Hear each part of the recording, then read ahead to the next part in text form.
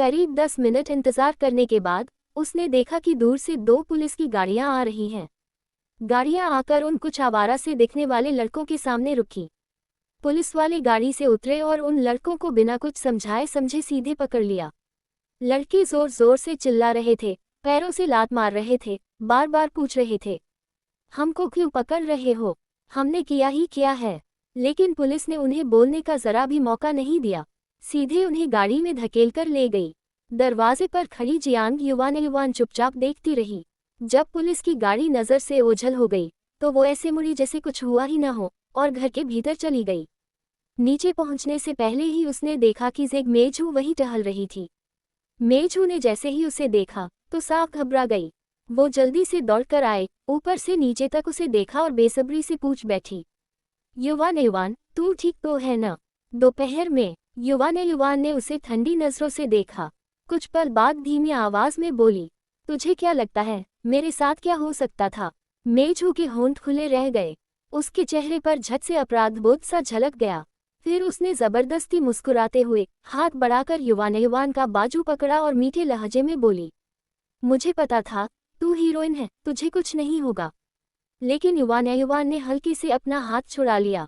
उसकी आवाज बिल्कुल सपाट थी, माँ बुला रही है मुझे, मैं ऊपर जा रही हूँ। इतना कहकर वो सीधे ऊपर चली गई, बिना मेजू को कुछ और बोलने का मौका दिए। मेजू ने होंठ काटे, जैसे उसे खुद पता था कि उसने गलत किया है। वो बस खामोश खड़ी उसे जाते हुए देखती रही। घर में लौटकर युवान ने गहरी सांस ली। वो जानती थी उसका और मेजू का रिश्ता अब कभी पहले जैसा नहीं रहेगा। दोपहर की वो घटना उसकी आंखों में ताज़ा थी। मेजू अकेली भाग गई थी, लेकिन इतना भी नहीं कहा कि कम से कम वो शिवमेई को बता दे। उसने ये भी परवाह नहीं की कि 5-6 गुंडों के बीच युवान अकेली कैसे संभालेगी। अपने बिस्तर पर लेटी वो उन दोनों के बीते अच्छे पलों को याद करने लगी। आंखें धुंधली हो गईं। वो स्पेस में जाने ही वाली थी कि तभी उसे बाहर से आवाजें सुनाई दी। इस वक्त तक माँ यानी वो शिवमेई लौट आए होगी, लेकिन वो किससे बात कर रही थी। युवान ने दरवाज़ा खोला। सामने 2 लोग खड़े थे, एक आदमी और एक औरत, दोनों सफ़ेद शर्ट में, हाथ में ब्रीफकेस। औरत कह रही थी, तो मामला यही है, हमने आपको पहले ही सब कुछ समझाया था, अगर आप मानती हैं तो यहाँ साइन कर दीजिए। वो शिवमेई ने जल्दी से सिर हिलाया, झुककर दस्तखत कर दिए। ठीक है, अब बताएं और कुछ साइन करना है, उसने पूछा। औरत ने कागज चेक किया, फिर हल्का सा सिर हिलाया। नहीं, बस इतना ही, अब नतीजा आने तक इंतजार कीजिए, जब फैसला हो जाएगा तो आपको पैसे तैयार रखने होंगे। वो शिवमेई ने फिर हामी भरी और दोनों को नम्रता से बाहर तक छोड़ आए। जैसे ही वो लौटकर आए, युवान ने सामने आकर पूछा, माँ ये लोग कौन थे। वो शिवमेई थोड़ा चौंक गई। शायद उसने उम्मीद नहीं की थी कि युवान इतनी जल्दी स्कूल से घर आ जाएगी। तू आज इतनी जल्दी आ गई, उसने झिझक कर पूछा। क्लास के बाद सीधा आ गई। युवान ने दोबारा सवाल किया, तो ये लोग थे कौन। वो शिवमेई ने एक लंबी सांस ली और धीरे से बोली, अरे ये वकील थे, मेजू की माँ ने बुलवाया है। युवान को तुरंत याद आया कल अस्पताल में आंटी ने जो कहा था। कल जब वो हॉस्पिटल में जेंग मेजू से मिलने गई थी, तब उसकी आंटी ने माँ को समझाया कि वो चाहती है अपने होने वाले बहू से वकील बनवाकर जेंग मेजू के लिए थोड़ा मुआवजा मांगा जाए।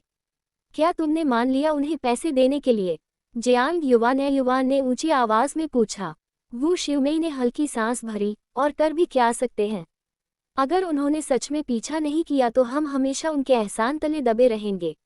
अब उन्होंने खुद मुआवजा मांगा है तो अच्छा ही है, हम भी आगे कोई कर्जदार महसूस नहीं करेंगे, वरना जब भी वो मेजू को देखती उसे अंदर से गिल्ट होता। माँ की बातें सुनकर जियांग युवान ने होंठ दबाए और चुप हो गई। जैसे ही वो शिवमेई पीछे मुड़कर जाने लगी, युवान ने फिर पूछा, कितने पैसे मांगे हैं। 8,000। युवान हक्का बक्का रह गई। ये तो ज्यादा ही नहीं है, ये तो सीधा शेर का मुंह खोल दिया उन्होंने। वो शिवमेई ने कड़वी मुस्कान दी, पहले तो उनके माँ बाप ने इससे भी ज्यादा मांगा था। फिर वकील ने समझा बुझाकर उन्हें ये रकम बताई, वरना जाने क्या कर बैठते। उसकी अपनी महीने की तनख्वाह, बोनस और बाकी सब मिलाकर भी मुश्किल से 8,000 होते थे। मतलब ये रकम तो उसके कई सालों की कमाई थी। पैसा वाकई घर की ताकत से बाहर था, लेकिन फिर भी उसे देना ही था। बस ये तो। वो शिवमेई कुछ कहने ही वाली थी कि बेटी बोलने लगी। पर उससे पहले ही वो मुस्कुरा दी और बोली, मान लो पैसे देकर सबक मिल गया। ये मेरी ही गलती थी, इसकी कीमत मुझे चुकानी चाहिए। आगे मैं किसी पर बोझ नहीं रहूंगी। ये सुनकर युवा ने हल्की सांस छोड़ी और धीरे से सिर हिला दिया। जब उन्होंने पैसे मांग ही लिए हैं तो अब उन्हें खाना पकाकर देने की भी जरूरत नहीं है। युवा ने कहा। माँ ने मुस्कुराकर जवाब दिया, हाँ उन्हें भी समझ है। अब जब उन्होंने मुआवजा ले लिया तो मुझे खाना बनाने और पहुंचाने को नहीं कहेंगे। फिर उसने अपनी बेटी की तरफ देखकर पूछा, आज रात क्या खाना है? मैं अभी बाजार जा रही हूँ। जियांग युवान ने तुरंत माँ का हाथ थाम लिया और हल्की मुस्कान के साथ बोली, चलो साथ में चलते हैं। माँ ये सुनकर हैरान रह गई, फिर जल्दी से सिर हिला दिया, ठीक है। काफी वक्त बाद बेटी ने खुद से साथ चलने की बात की थी। वो शिवमेई के लिए ये किसी तोहफे से कम नहीं था। उसका दिल खुशी से भर गया। थोड़ी देर बाद दोनों माँ बेटी ने सब्जियों की टोकरी उठाए और बाहर निकल गईं। नीचे उतरते वक्त इस बार किसी ने उनसे कोई गॉसिप वाला सवाल नहीं किया। सबके दिल में तो जिज्ञासा थी, पर युवान की तीखी जुबान से डरते थे कि कहीं सुनना न पड़ जाए। युवान माँ का हाथ थामे बाजार के दरवाजे तक पहुंच गई। लेकिन अंदर जाने से पहले ही सामने से दो जवान लड़के आ खड़े हुए। वो दोनों हाथ फैलाकर उनके रास्ते में आ खड़े हुए। वो शिवमेई ने उन्हें शक की नजरों से देखा, झटपट जियांग युवान को पीछे खींच लिया और ऊंची आवाज में बोली, तुम लोग क्या करना चाहते हो? उसकी गलतफहमी देख दोनों नौजवान जल्दी जल्दी हंसते हुए समझाने लगे, दीदी गलत मत समझिए, हम कोई बुरे लोग नहीं हैं। ये कहते हुए वो शिवमेई की सतर्क नजर के सामने ही उनमें से एक ने हाथ से एक लिस्ट निकाली और धीरे से उसके हाथ में पकड़ाई। देखिए, ये हमारे कंपनी का नया प्रॉपर्टी प्रोजेक्ट है। आप खरीदे या न खरीदे, बस जानकारी रख लीजिए। जियांग युवान की भौहें सिकुड़ गईं। उसे अच्छी तरह पता था कि आने वाले कुछ सालों में सरकार कर्मचारियों को मकान बांटना बंद कर देगी। धीरे धीरे पूरे देश में मकानों की कीमतें आसमान छूने लगेंगी और मकान ही सबसे कीमती चीज बन जाएगा। मकान हमारे पास तो दो हैं, रहने को काफी हैं, फिर नया मकान खरीदने की क्या जरूरत है? वो शिवमेई ने लाचार सी आवाज में कहा। नौजवान ने फौरन जोड़ा, दीदी आप सुन तो लीजिए, हमारा मकान सिर्फ 400 रुपये में है। ये सुनकर वो शिवमेई चौकन्नी हो गई। क्या 400 रुपये में एक मकान? उसकी आंखें चमक उठीं। कितना बड़ा है मकान? कहाँ पर है? नौजवान तुरंत बोला, नहीं 400 रुपये प्रति स्क्वायर मीटर है। हमारे पास छोटे बड़े दोनों तरह के फ्लैट हैं, बड़े वाले 100 स्क्वायर मीटर से ऊपर, छोटे वाले 80-90 स्क्वायर मीटर। और सुनिए, हमारी सोसाइटी पूरे सूबे की पहली ऐसी कॉलोनी है जहां 12 इमारतें हैं और हर इमारत में लिफ्ट लगी है। अब सीढ़ियां चढ़ने का झंझट खत्म। वो शिवमेई का दिमाग तुरंत जोर घटाना करने लगा। 400 रुपये प्रति मीटर तो एक मकान 50,000 से ऊपर पड़ेगा। ये तो लूट है। इतना कहकर उसने लिस्ट जियांग युवान के हाथ से खींच ली और उसे पकड़कर आगे बढ़ गई। जियांग युवान पीछे से खींचती चली गई। मजबूरी में उसने बस इतना पूछा, तुम्हारी इमारत कहाँ है? नौजवान ने जल्दी से पता बता दिया। वो इलाका आने वाले समय में पूरे सिक्सियन का सबसे समृद्ध इलाका बनने वाला था। लेकिन युवान और कुछ पूछती उससे पहले ही वो शिवमेई उसे घसीटते हुए आगे बढ़ चुकी थी। मैं कहती हूँ, तू तो बड़ी भोली है, जरा भी दुनियादारी नहीं आती तुझे। ऐसे ही लोगों की बातों में आ जाएगी तो एक दिन धोखा खा बैठेगी। वो शिवमेई बड़बड़ाती रही। जियांग युवान हंसे या रोए समझ ही नहीं पाए। उसने धीरे से कहा, माँ मेरी बात सुनो। कभी सोचा है कि अगर एक दिन हमारे पास रहने को घर ही न रहा तो? अभी तो हम कारखाने के क्वार्टर में रहते हैं क्योंकि आप लोग नौकरी पर हो, लेकिन अगर कभी नौकरी चली गई तो? असल में बस 2 साल में बड़े पैमाने पर छंटनी होने वाली थी। बहुत सारे लोग बेरोजगार हो जाएंगे। पता नहीं वो शिवमेई तब तक फैक्ट्री में रह भी पाएगी या नहीं। वो शिवमेई जोर से हंस पड़ी। उसने प्यार से युवान के सिर पर चपत लगाई। अरे ऐसा कैसे हो सकता है? लेकिन अगले ही पल उसे याद आया, कुछ दिन पहले ही उसे कारखाने में झगड़े का बड़ा दोष मिला है। ऊपर से एक मेजू वाला मामला भी, कहीं अगली लिस्ट में उसका नाम न आ जाए बेरोजगारों में। उसके चेहरे की मुस्कान अचानक जम सी गई। फिर खुद को संभालते हुए जबरन मुस्कुराए। चल मान भी लिया अगर मुझे फैक्ट्री से निकाल भी दिया गया तो क्या हुआ? तेरा वान चाचा है न? वो शिवमेई हमेशा की तरह बहुत आशावादी थी, लेकिन जियांग युवान के दिल में उतनी उम्मीद नहीं थी। पिछली जिंदगी में दोनों का अंत बहुत जल्दी हो गया था और उसके बाद उनके साथ क्या हुआ ये तो कोई नहीं जानता। लेकिन वान जिक्सन जिंदा था, वो स्टील फैक्ट्री का ही एक ले ऑफ हुआ कर्मचारी था। वान जिक्सन ने हमेशा काम में अच्छा प्रदर्शन किया था, लेकिन वू शियुमेई के उस हादसे की वजह से फैक्ट्री ने उसे भी निकालने वालों की लिस्ट में डाल दिया। फैक्ट्री ने सीधे सीधे उसे 20,000 युआन देकर उसका क्वार्टर भी वापस ले लिया। अचानक वो बिना घर का हो गया। उस जमाने में हाउसिंग रिफॉर्म नहीं आया था, घर अभी भी फैक्ट्री के ही होते थे। जब चाहा फैक्ट्री ने ले लिया, बिल्कुल बिना कोई गुंजाइश छोड़े। वान जिक्सन ने सोचा था कि फैक्ट्री से मिले पैसे से छोटा मोटा बिजनेस शुरू करेगा, लेकिन उसे कोई तजुर्बा नहीं था और नतीजा ये हुआ कि पैसे डूब गए। ऊपर से बूढ़ी माँ का बोझ भी उसके कंधों पर था। मजबूरन उसे मजदूरी करके ही पेट पालना पड़ा। अब जबकि दोनों का ले ऑफ होना तय ही था, जियांग युवान ने ठान लिया उन्हें आगे का रास्ता उसे ही प्लान करना होगा। पिछली जिंदगी में वो दोनों हमेशा उसे बचाते रहे, अब उसकी बारी थी उन्हें संभालने की। रात को जब जियांग युवान अपने कमरे में लौटी तो उसने वो लोहे का डिब्बा खोला जिसमें उसने सालों से न्यू ईयर का पैसा बचाकर रखा था। गिनने पर पूरे 50 युआन निकले। ज्यादा तो नहीं, लेकिन बिल्कुल कम भी नहीं। पैसे समेटकर उसने उन्हें अपने स्पेस में रख दिया और फिर दोनों के कमरे की ओर चली गई। दरवाजे पर पहुंचकर उसने धीरे से दस्तक दी। वान जिक्सन मुस्कुराते हुए बोले, युवान क्या बात है? अंदर वो शियुमेई मच्छरदानी ठीक कर रही थी। पीछे मुड़कर उसने पूछा, क्या हुआ? जियांग युवान दरवाजे की चौखट से टिककर हल्की आवाज में बोली, मेरे अंक हाल ही में थोड़े गिर गए हैं, सुना है हुओयू की पढ़ाई अच्छी है। मैं सोच रही थी अगर वो मुझे ट्यूशन दे तो शायद मैं भी सुधार कर लूँ। ये तो बस उसका बनाया हुआ बहाना था। सच तो ये था कि उसे हुओयू से ट्यूशन दिलवाने का कोई बहाना चाहिए था। वू शियुमेई ने ये सुनते ही भौहें चढ़ा ली और उठकर उसकी ओर देखा। क्या उसने माना? वो अभी अभी काम शुरू किया है, उसके पास खुद ही बहुत कुछ करने को होगा। मुझे नहीं लगता उसके पास तुम्हें पढ़ाने का टाइम होगा। मैं तुम्हारे लिए कोई और टीचर देख लूंगी, उसे क्यों परेशान करना।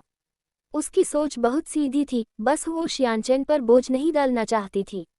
भले ही हो शियानचेन ने हामी भर भी दी हो सकता है वो सिर्फ युवान का मन रखने के लिए हो। लेकिन जियांग युवान मुस्कुराए और बोली, मैंने उससे बात कर ली है। वो अभी सिर्फ इंटर्न टीचर है, एक ही क्लास पढ़ाता है। उसके पास इतना टाइम है कि मुझे भी पढ़ा सके, और वैसे भी अगर मैं उसकी स्टूडेंट बनूंगी तो ये उसके लिए भी प्रैक्टिस जैसा होगा। उसके चेहरे पर कोई झिझक नहीं थी, मानो सचमुच सब तय कर लिया हो। वू शियुमेई ने वान जिक्सन की तरफ देखा।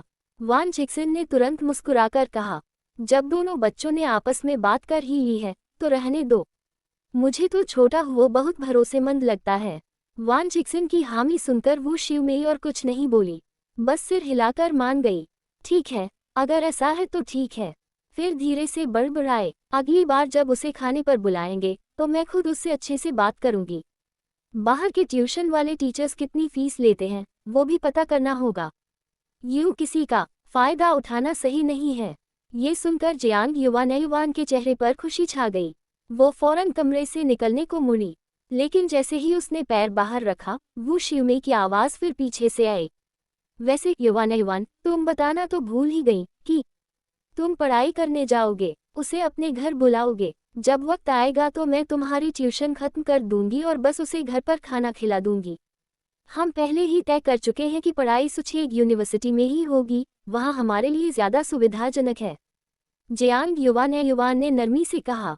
वू शियुमेई के चेहरे पर हल्की झिझक झलक गई। हालांकि बचपन में हुआ यो यही बड़ा हुआ था, लेकिन इतने सालों से दोनों का कोई मिलना जुलना नहीं हुआ। आखिरकार उसकी बेटी एक लड़की है, मासूम उम्र में अगर कहीं नासमझी में कोई बात हो जाए तो बेहतर यही है कि दोनों ज्यादा करीब न हों। माँ के चेहरे पर झिझक देखते ही युवान समझ गई कि वह क्या सोच रही हैं। उसने मुस्कुराकर कहा, माँ, सुचेग यूनिवर्सिटी में रोज लोग आते जाते रहते हैं, क्या आपको सच में लगता है कि मेरे साथ कुछ गड़बड़ हो सकता है? और फिर मैं अब 12-13 साल की बच्ची नहीं रही। वू शियुमेई कुछ और कहने ही वाली थी कि अचानक दरवाजे पर दस्तक हुई। अचानक हुई खटखटाहट से कमरे में बैठे तीनों चौंक गए। इतनी रात को कौन हो सकता है? वू शियुमेई बुदबुदाई और दरवाजा खोलने उठने लगी। ये देखकर वान जिक्सन पहले ही उठ खड़ा हुआ और बोला कि वह खोल लेगा। जैसे ही दरवाजा खोला, सामने हुआ शियानचेन का सुंदर चेहरा दिखाई दिया। वान छिक्सिन भी चौंक गया। शियाओ हुआ, इतनी रात गए यहाँ, कोई जरूरी काम था क्या? उसने दीवार पर लगी घड़ी की तरफ देखा। रात के 8 से ऊपर हो चुके थे। अंदर से वू शियुमेई की आवाज आई, पुराने वान, बाहर कौन है? वान छिक्सिन ने जवाब दिया और फिर वू शियुमेई भी चप्पल खिसकाते हुए बाहर आ गईं। तुम इतनी रात गए यहाँ कैसे आ गए? सब ठीक तो है न? वू शियुमेई ने हैरानी से पूछा और साथ ही उसे कमरे में बैठने का इशारा किया। हुआ शियानचेन हल्का सा मुस्कुराया, नहीं आंटी, सब ठीक है। मैं बस बताने आया हूँ, कल युवान की साइकिल स्कूल से खो गई थी न। मैंने ढूंढ निकाली है, अभी नीचे सीढ़ियों के पास खड़ी कर दी है और लॉक भी लगा दिया है। इतना कहते हुए उसने चाबी आगे बढ़ाई। असल में कल एक टीचर के घर पर कुछ परेशानी हो गई थी। उन्होंने गलती से नीचे खड़ी साइकिल को अपनी समझकर इस्तेमाल कर लिया और फिर जल्दबाजी में बता भी नहीं पाए। उन्होंने मुझे भेजा है आपसे माफी मांगने। वू शियुमेई हल्की हंसी में सिर हिलाते हुए बोली, अरे बच्चे, इस छोटे से काम के लिए तुम इतनी रात को आए? हमें कोई जल्दी तो नहीं थी, तुम कल सुबह आराम से दे देते। रात में रास्ता भी आसान नहीं होता। वान छिक्सिन ने भी हामी भरी, हाँ बिल्कुल, अगली बार जल्दी आना, साथ में खाना खाएंगे और मेरे साथ थोड़ी देर बातें भी होंगी। लेकिन हुआ शियानचेन ने ज्यादा कुछ न कहा, बस मुस्कुराते हुए बोला, मैं तो वैसे भी यहाँ काम से आया था, तो सोचा चाबी दे दूँ। खैर, देर हो रही है, मैं अब चलता हूँ। आप सब आराम करें। वह मुड़कर जाने ही वाला था कि वू शियुमेई ने पीछे से पुकारा, यो युवान की ट्यूशन के बारे में। पर उससे पहले ही युवान ने बात काट दी, माँ, देर हो रही है, रात में रास्ता आसान नहीं है, रहने दीजिए, हुआयो को जाने दीजिए। इतना कहकर उसने जल्दी से हुआ शियानचेन को बाहर की ओर धकेल दिया। हुआ शियानचेन आश्चर्य से उसकी तरफ देखता रह गया, जैसे समझ न पाया हो कि युवान उसे इतनी हड़बड़ी में बाहर क्यों भेज रही है। जियांग युवान ने हुओ शियानचेन की तरफ आंखों से इशारा किया। हुओ शियानचेन समझ तो नहीं पाया कि वो कहना क्या चाहती है, लेकिन इतना जरूर जान गया कि उसके पास कुछ कहने लायक बात है। इसलिए वो वू शियुमेई और बाकी लोगों की तरफ मुड़ा और बोला, तो आंटी शियू, अंकल वान, मैं अब चलता हूँ। वू शियुमेई ने मुस्कुराकर सिर हिलाया, ठीक है बेटा, रास्ते में ध्यान रखना, कभी टाइम मिले तो खाना खाने जरूर आना। जियांग युवान हुओ शियानचेन को लेकर नीचे उतर आई। हुओ शियानचेन ने हल्की आवाज में पूछा, क्या बात है? जियांग युवान ने ऊपर देखा, ये पक्का करने के लिए कि वू शियुमेई और बाकी लोग अंदर जा चुके हैं, फिर धीरे से बोली, मैंने अभी अपने पापा मम्मी से कहा कि आज स्कूल के बाद मैं तुम्हारे साथ ट्यूशन लूंगी। हुओ शियानचेन ने भौहें थोड़ी उठाई, लेकिन कुछ बोला नहीं, बस उसके आगे कहने का इंतजार करने लगा। जियांग युवान ने सांस खींची और बोली, असल में मुझे कहीं और जाना है, लेकिन मैं नहीं चाहती कि मम्मी पापा परेशान हों, तो मैंने तुम्हारा नाम ढाल की तरह ले लिया। हुओ शियानचेन ने हल्के से सिर हिलाया। उसे पहले से पता था कि वो वाकई उससे ट्यूशन लेने वाली नहीं है, लेकिन दिल के अंदर अचानक एक अजीब सा एहसास उठा, अगर सच में वो उसके साथ बैठकर पढ़े तो बुरा भी नहीं लगेगा। वो धीरे से बोला, तो आखिर करना क्या है तुम्हें? जियांग युवान थोड़ी हिचकिचाई। उसकी आंखों में झिझक देख वो शियानचेन हल्का सा हंस दिया और नरमी से बोला, मैं तुम्हारी प्राइवेट बातें टटोलने की कोशिश नहीं कर रहा, बस इतना जानना चाहता हूँ कि तुम कहाँ जा रही हो और सेफ हो। आखिरकार जब उसने उसे अपनी आड़ बनाया है तो जिम्मेदारी भी उसी की बनती है, कम से कम इरादा और मकसद तो पता होना चाहिए। जियांग युवान ने कुछ पल सोचा, फिर सच बोलने का फैसला किया, मैं खाली टाइम में कुछ पैसे कमाना चाहती हूँ। हुओ शियानचेन की भौहें अनजाने में सिकुड़ गईं। उसकी आवाज में चिंता उतर आई, घर में कुछ हुआ है? पैसों की बहुत जरूरत है। थोड़ा रुका, फिर बोला, मेरे पास अभी थोड़े बहुत पैसे पड़े हैं, अगर तुम्हें जरूरत है तो मैं दे सकता हूँ, बाद में जब चाहो लौटा देना। ऐसा कहते हुए अचानक उसे कुछ याद आया, क्या ज़ेग मेजू ने मुआवजा मांगा है? जियांग युवान ने धीरे से सिर हिलाया, हाँ, 8,000 युआन। 8,000। हुओ शियानचेन का चेहरा गहरा हो गया। उसने धीमी आवाज में कहा, ज्यादा से ज्यादा खरोंच आई थी, वो भी बिना किसी नतीजे के। और 8,000 युआन, ये तो सरासर लूट है। कानूनन भी देखा जाए तो वो केस टिकेगा नहीं। चाहो तो मैं एक अच्छे वकील से बात कर सकता हूँ। लेकिन जियांग युवान ने धीरे से सिर हिला दिया, तुम नहीं समझोगे। उसके दिल में अच्छी तरह पता था कि ये रकम बहुत ज्यादा है, लेकिन उसके घर वाले अंदर से गुनहगार महसूस कर रहे हैं। उन्हें लगता है कि पैसे देना ही सही है।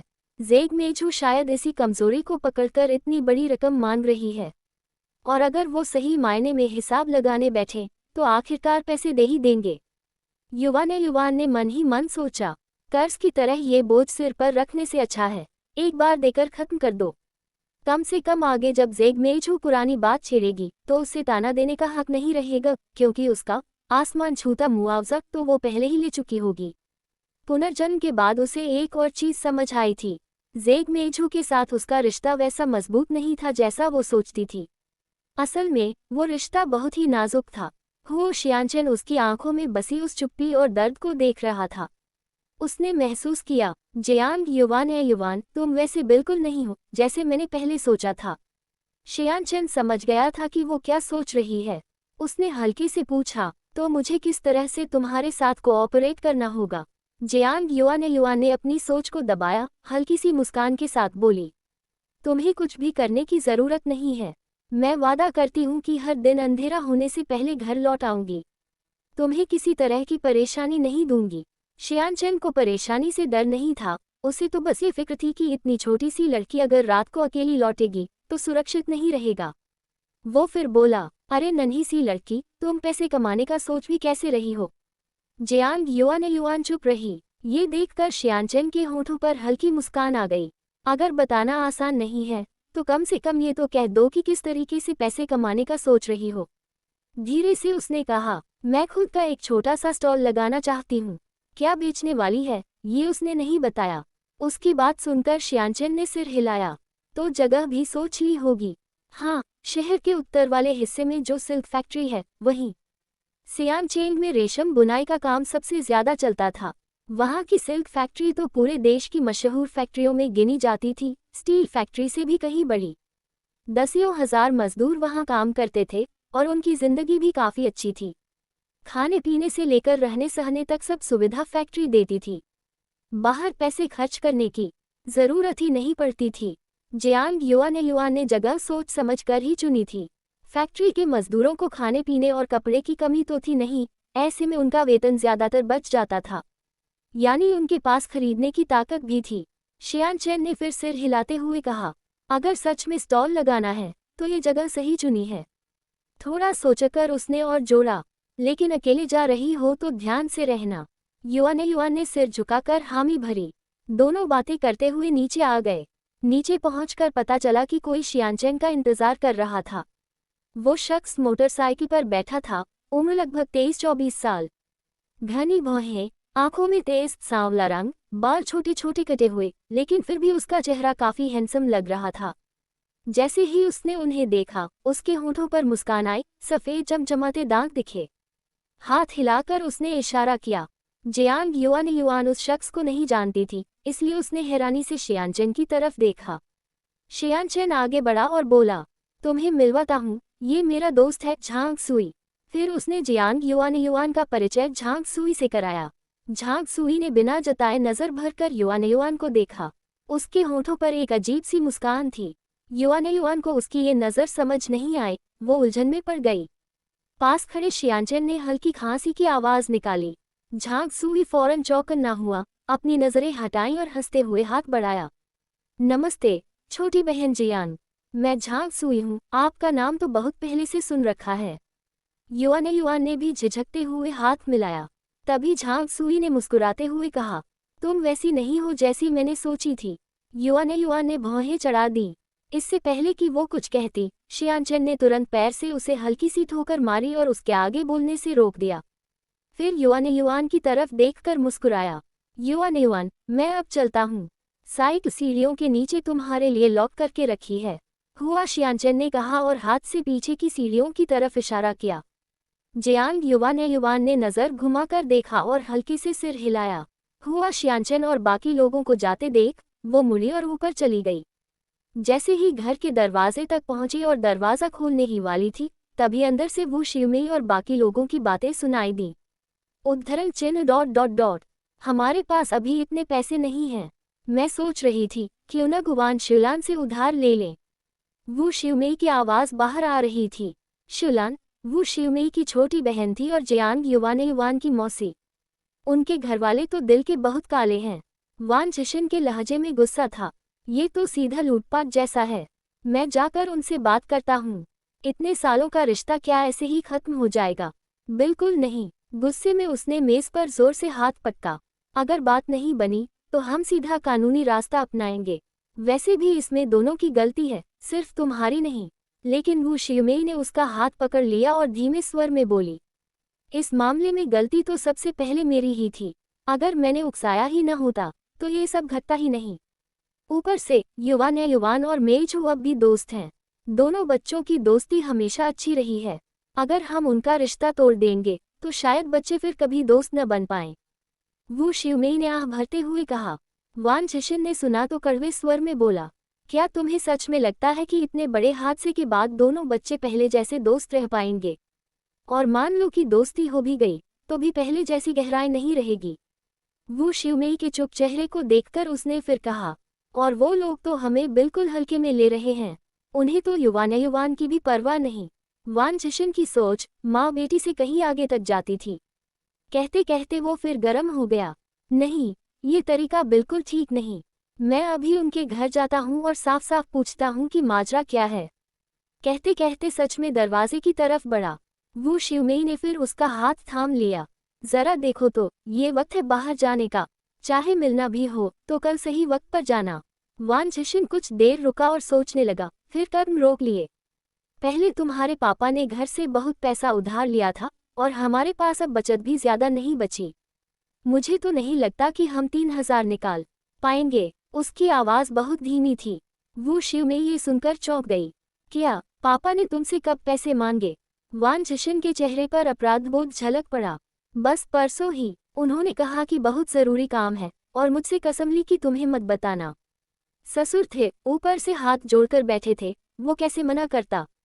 सोचा था उसी रात जाकर सच बता दूंगा, लेकिन फिर जिग मेझू वाली घटना हो गई तो ध्यान ही नहीं रहा।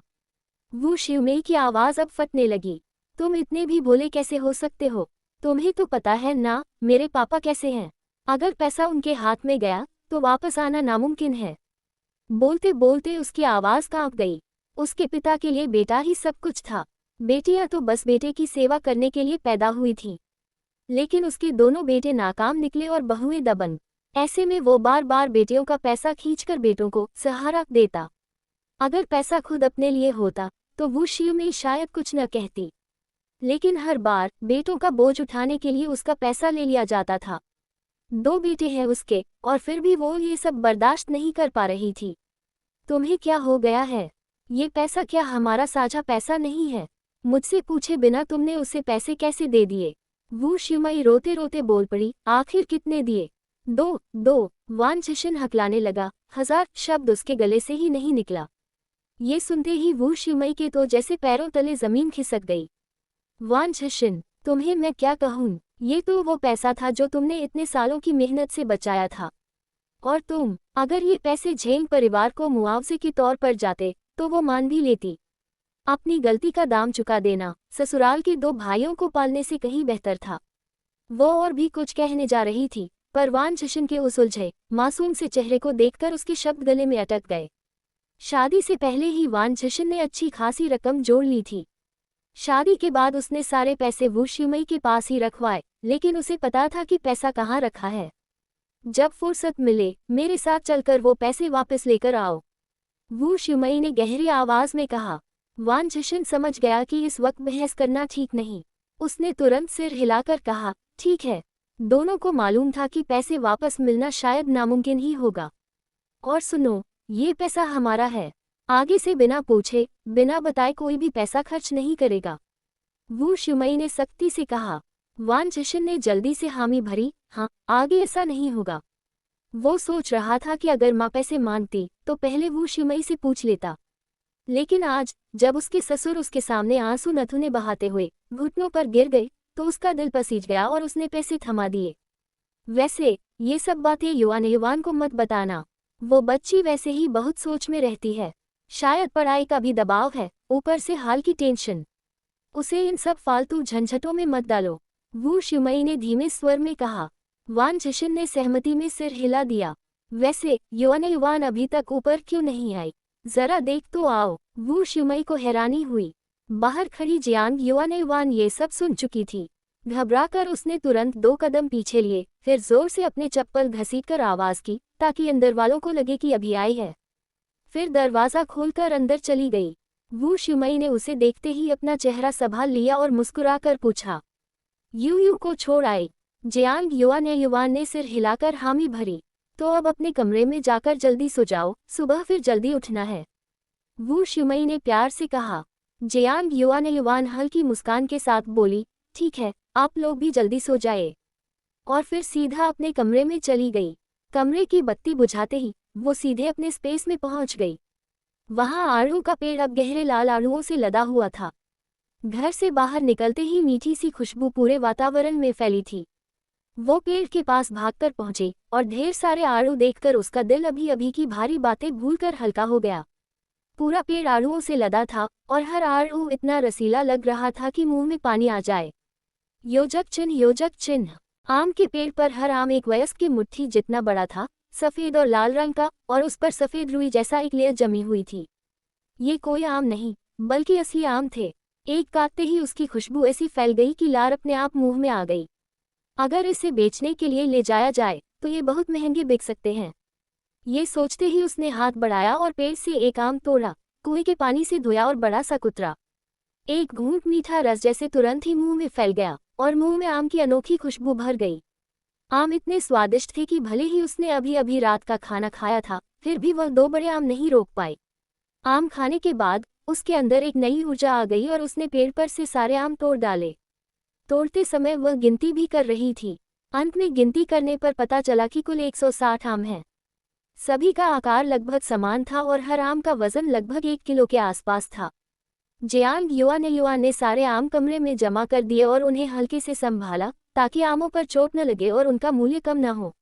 आमों को सजाने के बाद उसने अपनी कमर को थपथपाया, आम के पेड़ के पास गई, पेड़ को हल्का सा थपथपाया और मुस्कुराते हुए बोली, चलते रहो। जैसे ही उसने ये कहा, आम के पेड़ की पत्तियां 2 बार हिली, जैसे उसकी बात का जवाब दे रही हूँ। कल उसने जो तरबूज के बीज खाए थे, उन्हें उसने बचा लिया था। अब उसने जल्दी से अपने कमरे की दराज से बीज निकाले और फिर से स्पेस में जाकर उन्हें लगा दिया। इस बढ़ने की रफ्तार के हिसाब से अगले सुबह उठते ही वो तरबूज के पौधे बाहर निकलते हुए देख सकती थी। जियांग युआन खुशी से भर गई और बिना कमरे वापस जाए वही स्पेस में सो गई। पूरा रात चुपचाप बीत गया। अगली सुबह उठते ही उसने सबसे पहले बाहर जाकर देखा कि तरबूज के पौधे उगे हैं या नहीं। जैसा कि उसने सोचा था, सारे तरबूज के पौधे बेल में बदल गए थे। जियांग युआन ने पानी लिया और उन्हें खूब पानी दिया, और जो बीज पहले लगाए गए थे वे अब तक अंकुरित नहीं हुए थे, लेकिन उसने उन्हें भी पानी दिया। सारा काम खत्म करने के बाद जियांग युआन स्पेस से बाहर आई। जैसे ही वह बाहर आए, उसने वो शियुमई की आवाज़ सुनी जो उसे बाहर बुला रही थी और कह रही थी, जल्दी उठकर नाश्ता कर लो। जियांग युआन ने जवाब दिया। नाश्ते के दौरान वो शियुमई ने धीरे से कहा, मुझे दोपहर में कुछ काम है, इसलिए तुम स्कूल कैफेटेरिया में खा लेना, वापस आने की जरूरत नहीं। जियांग युआन ने हल्की सी मुस्कान के साथ सिर हिलाया, ये जताते हुए कि उसे समझ आ गया। पहले जब वह स्कूल जाती थी, वह ज़िग्मा एजझू के घर जाकर उससे स्कूल जाने के लिए कहती थी, लेकिन आज वह वहां नहीं गई। क्लास में आते ही ज़िग्मा एजझू पहले से ही बैठी थी और उसने जाहिर तौर पर उसे क्लास में बुलाने की कोशिश नहीं की। जियांग युआन ने अपनी नज़रें झुका ली, अपने सीट पर जाकर बैठ गई। जैसे ही वह बैठी, ज़िग्मा एजझू तुरंत उसके पास आए और मुस्कुराते हुए बोली, आज इतनी देर से क्यों आई? वह मुस्कुरा रही थी जैसे कुछ हुआ ही न हो। जियांग युआन ने उसे एक पल तक देखा, जैसे उसके दिल की स्थिति जानना चाह रही हो। बस इतना ही कह ली कि आसमान छूती मुआवजा मांगने की बात तो अलग है, पर यह कि उसने कल गली में ज़िग्मा की जान बचाई, फिर भी वह मुड़कर भाग गई और किसी को ढूंढने की सोच भी नहीं रही थी। जियांग युआन का दिल अंदर ही अंदर थोड़ा निराश हुआ। अगर उसके पास जगह नहीं होती तो इतने बदमाशों के सामने एक लड़की का क्या होता? वो विश्वास नहीं कर पा रही थी कि ज़िग्मा को इसका पता नहीं था। ज़िग्मा के चेहरे की मुस्कान एक पल के लिए फीकी पड़ी, फिर जल्दी ही वापस आ गई। उसने सिर थोड़ा टिल्ट किया और पूछा, इतना घूर कर क्यों देख रही हो मुझे? जियांग युआन ने नज़रें झुका ली, साथ ही धीरे से कहा, कुछ नहीं। जियांग युवान को ऐसे देखते हुए जेग मेजू अचानक गुस्से में आ गई। पहली जियांग युवान तो ऐसी नहीं थी। इतने सालों तक उसने हमेशा मेजू का ध्यान रखा, उसके लिए हर छोटी बड़ी चीज सोची, और अब अचानक वो उसे ऐसे टाल रही थी, ये उसे बिल्कुल मंजूर नहीं था। और सबसे बड़ी बात, वह खुद तो मारी गई थी, तो जियांग युवान उसे इज्जत क्यों दे रही थी। ये सोचते ही उसने ठंडी नजरें झेलते हुए अपना चेहरा फेर लिया और अपनी सीट पर लौट गई। जियांग युवान की ओर कोई ध्यान नहीं दिया। जियांग युवान ने उसकी तरफ एक बार नजर डाली और फिर अपनी नजरें हटा ली। पूरा सुबह का समय जल्दी निकल गया। जियांग युवान धीरे धीरे पिछले 2 दिनों में पढ़ाई और स्कूल की जिंदगी में ढलने लगी थी। अब शुरुआत के उस चक्कर जैसा एहसास नहीं रहा। स्कूल के बाद जेग मेजू अपनी बैग पीठ पर डाले धीरे धीरे उसके पास से गुजरी, जानबूझकर जोर जोर से आवाजें निकालते हुए उसकी ध्यान आकर्षित करने की कोशिश की। जियांग युवान ने ऊपर देखा। वो हल्के से नाक भान हिलाए, कुछ नहीं बोली और चलते चलते जल्दी से क्लासरूम से बाहर निकल गई। क्लासरूम से बाहर निकलते ही वह एक जगह रुक गई, जैसे जियांग युवान का इंतजार कर रही हो। लेकिन जियांग युवान ने उसे अनदेखा किया और धीरे धीरे अपनी चीजें समेटने लगी। जेग मेजू शायद अब और इंतजार नहीं कर सकती थी, इसलिए वह गुस्से में चल दी। जियांग युवान ने अपनी चीजें ली और सीधे स्कूल की कैंटीन चली गई। खाना खरीदकर उसने 2-3 निवाले में ही अपना भोजन खत्म कर लिया। स्कूल में 2 घंटे का दोपहर का ब्रेक था और वह उस ब्रेक का इस्तेमाल करके सबसे पहले सिल्क फैक्ट्री जाना चाहती थी। अपने स्कूल बैग को पीठ पर डालकर वह स्कूल के गेट पर बस स्टॉप पर गई और सिल्क फैक्ट्री जाने वाली बस में चढ़ गई। सिल्क फैक्ट्री सीधे नहीं पहुंचती थी। जियांग युवान जल्दबाज थी, इसलिए रास्ते में उसे दूसरी बस में बदलना पड़ा। सिल्क बुनाई फैक्ट्री इस समय दोपहर के ब्रेक पर थी और फैक्ट्री के गेट पर कर्मचारी घूम रहे थे। जियांग युवान ने इर्द गिर्द देखा। सिल्क फैक्ट्री के ठीक सामने एक सेल्स डिपार्टमेंट था, जो सप्लाई और मार्केटिंग जैसी चीजें बेचता था। सेल्स डिपार्टमेंट के बाईं तरफ डिपार्टमेंट स्टोर की स्टॉल वाली जगह थी, जो भी सामान बेचती थी। दाईं तरफ सब्जी मंडी थी। जियांग युवान की आंखें चारों तरफ घूमी, फिर वह सब्जी मंडी की तरफ जाने लगी। वो घर पर शायद ही कभी फल खरीदती थी, ज्यादातर सिर्फ सेब लेती थी। उसे फलों की कीमतों का ज्यादा ज्ञान नहीं था, इसलिए अब वह आम फल की कीमतें जानना चाहती थी। शायद दोपहर का समय हो चुका था, इसलिए मंडी में ज्यादा लोग नहीं थे। ज्यादातर स्टॉल्स पर घर के छोटे मोटे सामान बिकते थे। जो लोग सब्जियां बेचते थे, उनके पास कुछ फल भी होते थे। जियांग युवान ने कई स्टॉल्स पर सेब देखे। कुछ अलग अलग किस्म के सेब थे। गुआंग और जिनशुआई की कीमत लगभग इतनी थी और किंग गुआन की कीमत थोड़ी अधिक थी। अगर क्वालिटी अच्छी हो तो कीमत और भी बढ़ सकती थी। इंडियन ग्रीन सबसे आम था और सबसे सस्ता भी। इस सब्जी मंडी में सेब के अलावा सबसे आम फल नाशपाती थी और बाकी फल शायद ही कभी दिखते थे। जियांग युवान बाजार में घूमते घूमते एक ठेले तक पहुंची। वहां जो आंटी सामान बेच रही थी, उनका चेहरा बहुत ही दयालु था। युवान ने पास जाकर पूछा, आंटी, सेब की कीमत क्या है? फिर अनजाने में उसने पूछा, आंटी, मैं यहाँ चारों तरफ घूम रही थी, लेकिन मुझे कोई पीच दिखाई नहीं दी। क्या यहाँ आड़ू नहीं बिकते? आंटी हंस पड़ी और बोली, अरे बच्ची, क्या ये तुम्हारा पहली बार है बाजार आने का अनुभव? हमारे यहाँ जो आड़ू उगते हैं, वो छोटे और स्वाद में कमजोर हैं। कौन इतने छोटे आड़ू खरीद कर खाने में पैसे खर्च करेगा? जियांग युवान ने हल्की से सिर हिलाया। लगता है इस शहर में उसने कभी बड़े आड़ू नहीं देखे थे। यहाँ सिर्फ छोटे छोटे, स्वाद में मामूली आड़ू ही बिकते थे। आंटी, मैं आपसे पूछना चाहती हूँ, युवान ने धीरे से कहा, अगर कोई आड़ू आपकी मुट्ठी से बड़ा हो, खुशबूदार और स्वादिष्ट हो, तो क्या आपको लगता है कि इसे ज्यादा कीमत में बेचा जा सकता है? आंटी ने उसे ऊपर से नीचे तक देखा और आंखों में हल्की मुस्कान चमकी। शायद उन्होंने तुरंत समझ लिया कि युवान यहाँ खरीदने नहीं आई, बल्कि सिर्फ जानकारी लेने आई है। फिर भी उन्होंने युवान को बेनकाब नहीं किया और मुस्कुराते हुए कहा, अगर ऐसा आड़ू होता तो मैं मानती हूँ कि इसे अच्छी कीमत में बेचा जा सकता है। तुम इसे 8 या 9 सेंट में भी बेच सकती हो। जियांग युवान ने हल्की मुस्कान के साथ कहा, आंटी, मैंने आपसे इतनी बातें कर ली, शायद आपका काम में रुकावट हुई हो। आंटी ने उसकी विनम्रता देखकर मुस्कुराते हुए हाथ हिला दिया, कोई रुकावट नहीं हुई, अभी तो कोई खरीदार भी नहीं था। बस तुम्हारी बातों का समय अच्छा लग गया। फिर उन्होंने उसे ऊपर से नीचे तक देखा और पूछा, क्या तुम छात्रा हो? आज रविवार नहीं है क्या? क्या तुम यहाँ कोई ठेला लगाने आए हो? युवान ने सिर हिलाया। नहीं आंटी, मैं बस हालात देखकर आई हूँ। फिर उसने हंसते हुए कहा, अभी तो पता नहीं मैं बेच भी पाऊंगी या नहीं। उसके हर आलू का वजन 1 पाउंड के आसपास था। अगर कोई सिर्फ $1 में खरीद लेता तो शायद बेचने में मुश्किल हो सकती थी। आखिर 1 पाउंड मांस केवल $1.30 में बिकता है और आलू का एक बर्तन परिवार के 2 खाने के लिए पर्याप्त होता है।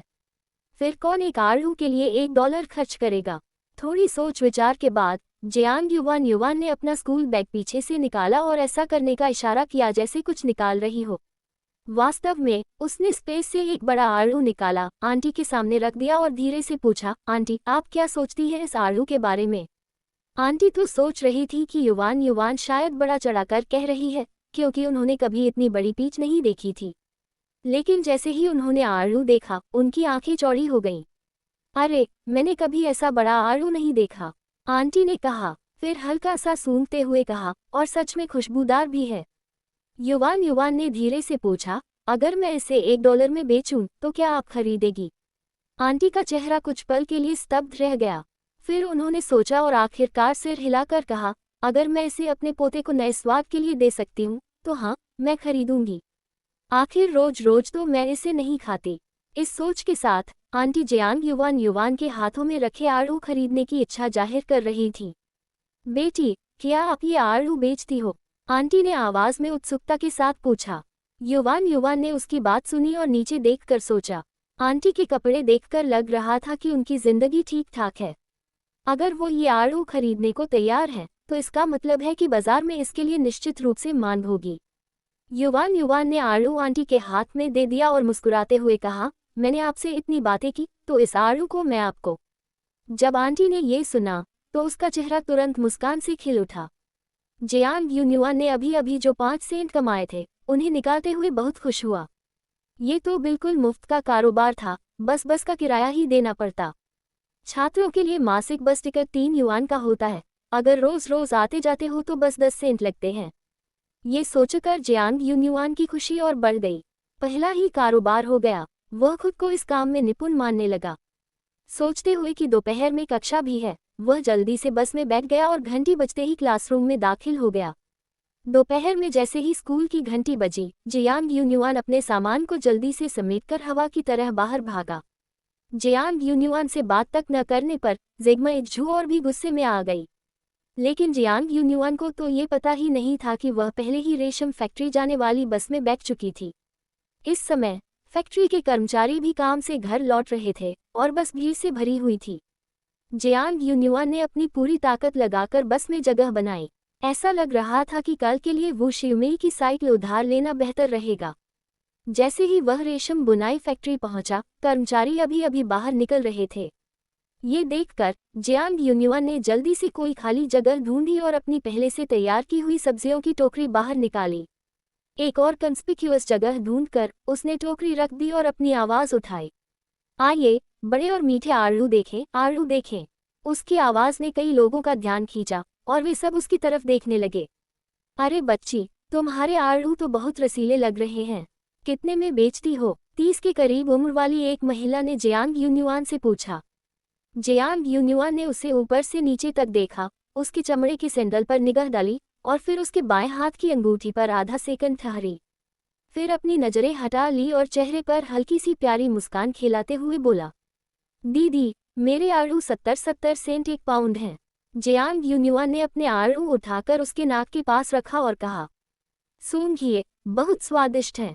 शुरू में उसने सोचा था कि आंटी की सलाह मानकर 1 युआन रखेगा, लेकिन फिर उसने सोचा, असल में 70 सेंट और 1 युआन में ज्यादा फर्क नहीं है, तो क्यों न 70 सेंट पर ही बात सुलझा ली जाए। जियांग युवान ज्यादा बड़ा नहीं लग रहा था। महिला ने जब उसे दीदी कहकर बुलाया, तो वह मुस्कुराने लगी। ये छोटी बच्ची कितनी प्यारी बात करती है, दिखाओ तो सही। महिला ने गहरी सांस ली और सच में उसके नाक के पास मीठी खुशबू फैल गई। महिला का मुंह पानी से भर गया। 70 सेंट, थोड़ा महंगा तो नहीं? महिला ने हैरानी से पूछा। जियांग युवान ने हल्की मुस्कान के साथ कहा, दीदी, आपकी पूरी शख्सियत देखकर लगता है कि आप अच्छे से खरीदना जानती हैं। वो बेकार वाला सेब 1 युआन और 2 पाउंड में बिकता है, और मेरे आड़ू सिर्फ 1 पाउंड में 70 सेंट हैं। मुझे लगता है कि ये महंगा नहीं है। जियांग यूनिवान की बात सुनकर महिला हंसी नहीं रोक पाई। ठीक है, सिर्फ तुम्हारी ये प्यारी सी बातें सुनकर मैं 2 खरीद लेती हूँ और घर जाकर चखूंगी। महिला मुस्कुराए और जैसे ही बोली, अपनी वॉलेट से पैसे निकालती हुई आगे बढ़ी। अगर घर जाकर ये अच्छा न लगे तो तुम्हारे पास आकर बताऊंगी।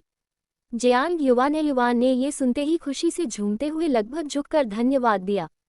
ठीक है, मैं इन दिनों और रातों में यहाँ स्टॉल लगाऊंगी।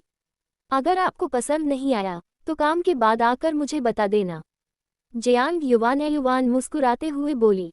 इसके बाद उसने 2 आड़ू महिला के जालीदार बैग में रख दिए।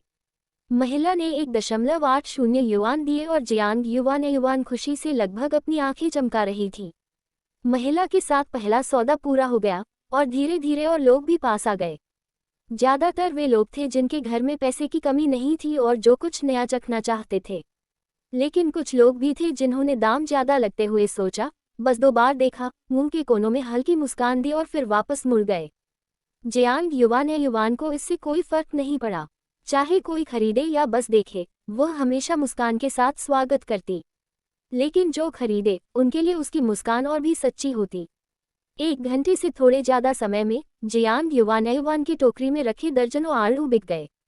कुछ और लोग भी खरीदना चाहते थे, लेकिन जब देखा कि आड़ू खत्म हो गए हैं तो उन्होंने जोर से पूछा, छोटी बहन, आप कल फिर आएंगी? जियांग युवान हल्के से सिर हिलाकर बोली, हाँ, कल वापस आऊंगी। अगर घर की टोकरी बड़ी होती तो वह सारे आड़ू ही ले आती। घर में जितनी टोकरी थी वे बड़ी नहीं थी, इसलिए बस इतनी ही ले जा सकती थी। थोड़ी देर बाद वह पास के डिपार्टमेंट स्टोर गई और देखा कि वहां बांस की बनी टोकरी बेच रहे हैं। उसने 2 सबसे बड़ी टोकरी खरीदी। फिर वह एक कृषि उपकरणों की दुकान पर गई और 2 सामान्य उपयोग वाले औजार खरीदे। इन्हें उसने पीछे की टोकरी में रख दिया और जब कोई न हो तब अपने स्टॉल के पास रख दिया। जैसे ही वह पीछे चली गई, हो सियानचेन और झांग सुई, जो पास के एक कोने में खड़े थे, सामने आए। सच कहूं तो ये छोटी बहन जियान काफी होशियार लगती है। देखो, पहली बार स्टॉल लगाए और इतने अच्छे से बिक गया। अब क्यों फिक्रमंद हो रही हो? झांग सुई ने कहा, तुम ही फिक्रमंद हो, मुझे तो दिन में कितनी बार अपनी घड़ी देखनी पड़ी, पता ही नहीं। हो सियानचेन ने उसे तिरछी नजर से देखा। झांग सुई बोलने ही वाला था, लेकिन अनजाने में फिर चुप हो गया। तुम लोग एक दूसरे को ठीक से नहीं जानते, इसलिए बार बार बहन मत कहो, हो सियानचेन ने ठंडी आवाज में कहा, किसी को गलतफहमी न हो। झांग सुई गले में कुछ अटक गया। कुछ देर बाद जैसे मरे हुए बत्तख की तरह जिद्दी स्वर में बोला, तो फिर वो सच में मुझसे 4-5 साल छोटी है। उसमें क्या बुराई है अगर मैं उसे दीदी कह दूं? सिद्धांत रूप में सही है, हु सियानचेन ने ठोस अंदाज में कहा, लेकिन ये मंजूर नहीं है। झांग सुई के पास कुछ कहने के लिए कुछ बचा ही नहीं। कुछ सेकंड चुप रहने के बाद उसने बस मन मारकर सिर हिलाया और कहा, ठीक है, तुम जो कह रहे हो वही सही है, मैं तुम्हारी बात मानता हूँ। जब उसने देखा कि जियांग युवान की पीठ गायब हो गई है तो उसने उससे कहा, सभी लोग बहुत दूर चले गए हैं, जल्दी वापस चलो, अभी भी काम बाकी है। हु सियानचेन ने हल्की मुस्कान के साथ सिर हिलाया। जियांग युवान की तरफ एक बार और देखा, फिर अपनी नजरें हटा ली और झांग सुई के साथ चले गए। वैसे मुझे लगता है कि वो जो आड़ू बेचती है वो कमाल के हैं। पता नहीं ये कहाँ से लाती है। क्या मैं उससे थोड़े मांग सकता हूँ? नहीं, मैं अपनी जेब से 2 खरीद लूँ। नहीं तो तुम जाकर मेरे लिए 2 लाकर देखो, ठीक है ना? नहीं तो बस नहीं कहने के अलावा और क्या कह सकते हो? जियांग युवान ने एक दूर के कोने में जाकर देखा कि वहां कोई नहीं है। उसने अपनी पीठ का टोकरी वहां रख दी और बस स्टॉप की ओर बढ़ी। बस में भीड़ में सवार होकर आधे घंटे में वह अपने घर पहुंच गई। असल में उसका घर शहर के पास ही है। अगर वह यहाँ स्टॉल लगाती तो जरूर अच्छे से बिकते, लेकिन यहाँ बहुत सारे लोग उसे जानते हैं। अगर वो शियुमे और बाकी लोग जान गए तो न केवल उसकी पढ़ाई में बाधा आएगी, बल्कि आड़ू कहाँ से आए ये बताना भी मुश्किल होगा। आज थोड़ी कमाई कर पाकर जियांग युवान के दिल में खुशी की लहर दौड़ गई। वह तेज कदमों से चल रही थी। आसपास के लोग मुस्कुराकर उसका अभिवादन कर रहे थे, जो पिछले कुछ दिनों के ठंडे व्यवहार से बिल्कुल अलग था। लोग जिज्ञासा से उसे देख रहे थे। युवान, आज क्या अच्छा हुआ? इतनी खुश लग रही हो? किसी ने मुस्कुराते हुए पूछा। जियांग युवान ने हल्की मुस्कान के साथ कहा, प्रकृति की खुशियां मिली हैं, बस यही खुशी का कारण है। ये सुनकर और कुछ पूछने से पहले ही वह तेजी से वहां से निकल गई। घर पहुंचने से पहले ही उसने सामने एक परिचित चेहरा देखा। यह ज़ेग मामा और कुछ परिचित लोग थे। कुछ लोग अपने हाथ में सब्जियों की टोकरी लिए हुए थे, जैसे अभी सब्जी मंडी से लौटे हों। ये हंग, सुना है कि आपके घर की मेजू को इस बार मारा गया और आपके घर की नौकरानी शियुमेई ने 8,000 युआन की मांग की। ज़ेग मामा ने बगल की ओर देखते हुए आश्चर्य से पूछा, कहाँ कहा तुमने? हमने कब उनसे 8,000 युआन मांगे? बात करते हुए उसकी आंखें तनी हुई थी और आवाज़ थोड़ी कठोर हो गई। वो शियुमेई ने कहा। जियांग युवान के कदम थोड़े ठिठक गए। पहले तो वह उन्हें पार करना चाहती थी, लेकिन धीरे धीरे कदम धीमे हो गए। मेरे पुराने लिन ने सुना कि उनका वान झिक्सिन इस 8,000 युआन पर बहुत नाराज था। उसने कहा कि आपका परिवार पैसे के पीछे पागल है। उस आदमी ने आंखें घुमाई और कहा। वान झिक्सिन ने आखिरी बात नहीं कही, लेकिन वह समझ गई कि वान झिक्सिन के दिल में यही सोच थी। चूंकि उसने ऐसा सोचा, इसलिए जियांग युवान ने उसकी मदद करने में बुराई नहीं समझी। ज़ेग मामा का चेहरा और भी काला हो गया। ये सब अफवाहें हैं। मैं सच में इन दोनों को समझ गई हूँ। हमने कभी उनसे 8,000 युआन नहीं मांगे। अगर हम पैसों में कंगाल भी हों, तब भी हम ऐसे पैसे नहीं मांगेंगे। वो गुस्से में बोली। जैसे ही उसने ये कहा, उसकी छाती पर जोर से 2 वार हुए, जिससे साफ दिख रहा था कि वो कितनी नाराज है। ये सच में हद है। मैं अभी उनके पास जाकर सीधे पूछूंगी, आखिर उनका मकसद क्या है। इतना कहकर ज़ेग की माँ तेज कदमों से आगे बढ़ गई। उसके पीछे खड़े लोग एक दूसरे को देखकर पल भर के लिए रुक गए, फिर उनकी आंखों में चमक आ गई और वो भी उसके पीछे पीछे बढ़ चले। अगर आप चाहो तो मैं इसे और अधिक भावनात्मक और दृश्यात्मक अंदाज में भी लिख सकता हूँ, ताकि पढ़ते ही दिल में हलचल उठे। क्या मैं वो कर दूँ? सभी उत्साहित थे। जियांग युवान ने भौहें चढ़ाईं, उन औरतों की पीठ की ओर देखा और जल्दी से उनका पीछा किया। ज़ेग माँ का चेहरा नकली नहीं लग रहा था। अगर वह वो शियुमेई का सामना करने आई है, तो इसका मतलब है कि वह झूठ नहीं बोल रही। क्या यहाँ कुछ और भी हो रहा है? थोड़ी देर बाद वे जियांग युवान के घर के नीचे पहुंचे। नीचे कुछ औरतें सब्जियां चुन रही थीं और खाना बनाने की तैयारी कर रही थीं। ज़ेग माँ को गुस्से में सब्जियों की टोकरी लिए आते देख वे चौंक गईं। ये होंग, क्या हुआ? क्या बात है? ज़ेग माँ ने उन्हें अनदेखा किया और सीधे ऊपर जाने लगी। जिज्ञासु औरतों ने तुरंत उन औरतों को पकड़ लिया जो उनके पीछे चल रही थीं, और टोन में पूछने लगी, क्या हुआ? फिर से क्या हो गया? बात करते करते उन्होंने देखा कि जियांग युवान पीछे पीछे आ रही है। क्या जियांग युवान और ज़ेग मेइचू के साथ कुछ हो गया? पीछे चल रही एक औरत ने उनकी तरफ इशारा किया और कहा, मत पूछो, जल्दी से मज़ा देखो। फिर वह जल्दी से ऊपर चली गई। ये देख जियांग युवान इतने परेशान हो गई कि उसने उन्हें धक्का दिया और पहले ऊपर चली गई। घर के दरवाजे पर ज़ेग माँ पहले ही दरवाज़ा खटखटा रही थी। वो शियुमेई, तुमने मुझे खुश कर दिया। दरवाज़ा खटखटाते हुए उन्होंने पैर से भी दरवाज़ा ठोका। ये देखकर जियांग युवान उसके पास आई, उसे घूरते हुए बोली, मुझे दरवाज़ा खोलने दो। जियांग युवान को देख ज़ेग माँ के चेहरे पर कोई भाव नहीं था, बल्कि उनके चेहरे पर थोड़ी घृणा की झलक भी दिखी। उन्होंने एक कदम पीछे हटते हुए जियांग युवान से दरवाज़ा खोलने के लिए कहा। जियांग युवान ने उसकी तरफ देखा और अपनी जेब से चाबी निकाली। जैसे ही वह दरवाज़ा खोलने ही वाली थी, अंदर से दरवाज़ा खुल गया। वो शियुमेई ने जाहिर तौर पर इतनी सारी लोग दरवाजे पर खड़ी देखी और आश्चर्य से पूछा, क्या हुआ? फिर उसकी नज़रें गुस्से में झुलसती ज़ेग माँ पर पड़ी। क्या मामला है? ये कहते हुए उसने जियांग युवान को अपने पीछे खींच लिया और सतर्क होकर उन्हें देखा। ज़ेग माँ के बोलने से पहले जियांग युवान ने धीरे से कहा, जहाँ तक आपने अभी मुआवजे की बात की है, हमारे पास इसके सबूत हैं। वो शियुमेई ने भौहें चढ़ाईं और थोड़ी उलझन में जियांग युवान की ओर देखा। फिर उसने हाथ बढ़ाकर उसे खींचा और कान में फुसफुसाई, क्या तुम उनसे मिलने गई थी? जियांग युवान ने हल्का सिर हिलाया, मैं तो अभी अभी नीचे मिली थी। फिर उसने हाल ही में हुई पूरी घटना संक्षेप में समझाई। जब वो शियुमेई ने ये सुना, उसने गहरी आवाज में ज़ेग माँ की तरफ देखकर कहा, हमने इस मामले की अफवाह नहीं उड़ाई। तुम्हारे परिवार ने मुझसे 8,000 युआन मुआवजा मांगा था। बस परिवार के पास अभी इतनी रकम नहीं थी और वह अपनी बहन से उधार लेने वाली थी, इसलिए पैसे नहीं दे पाए।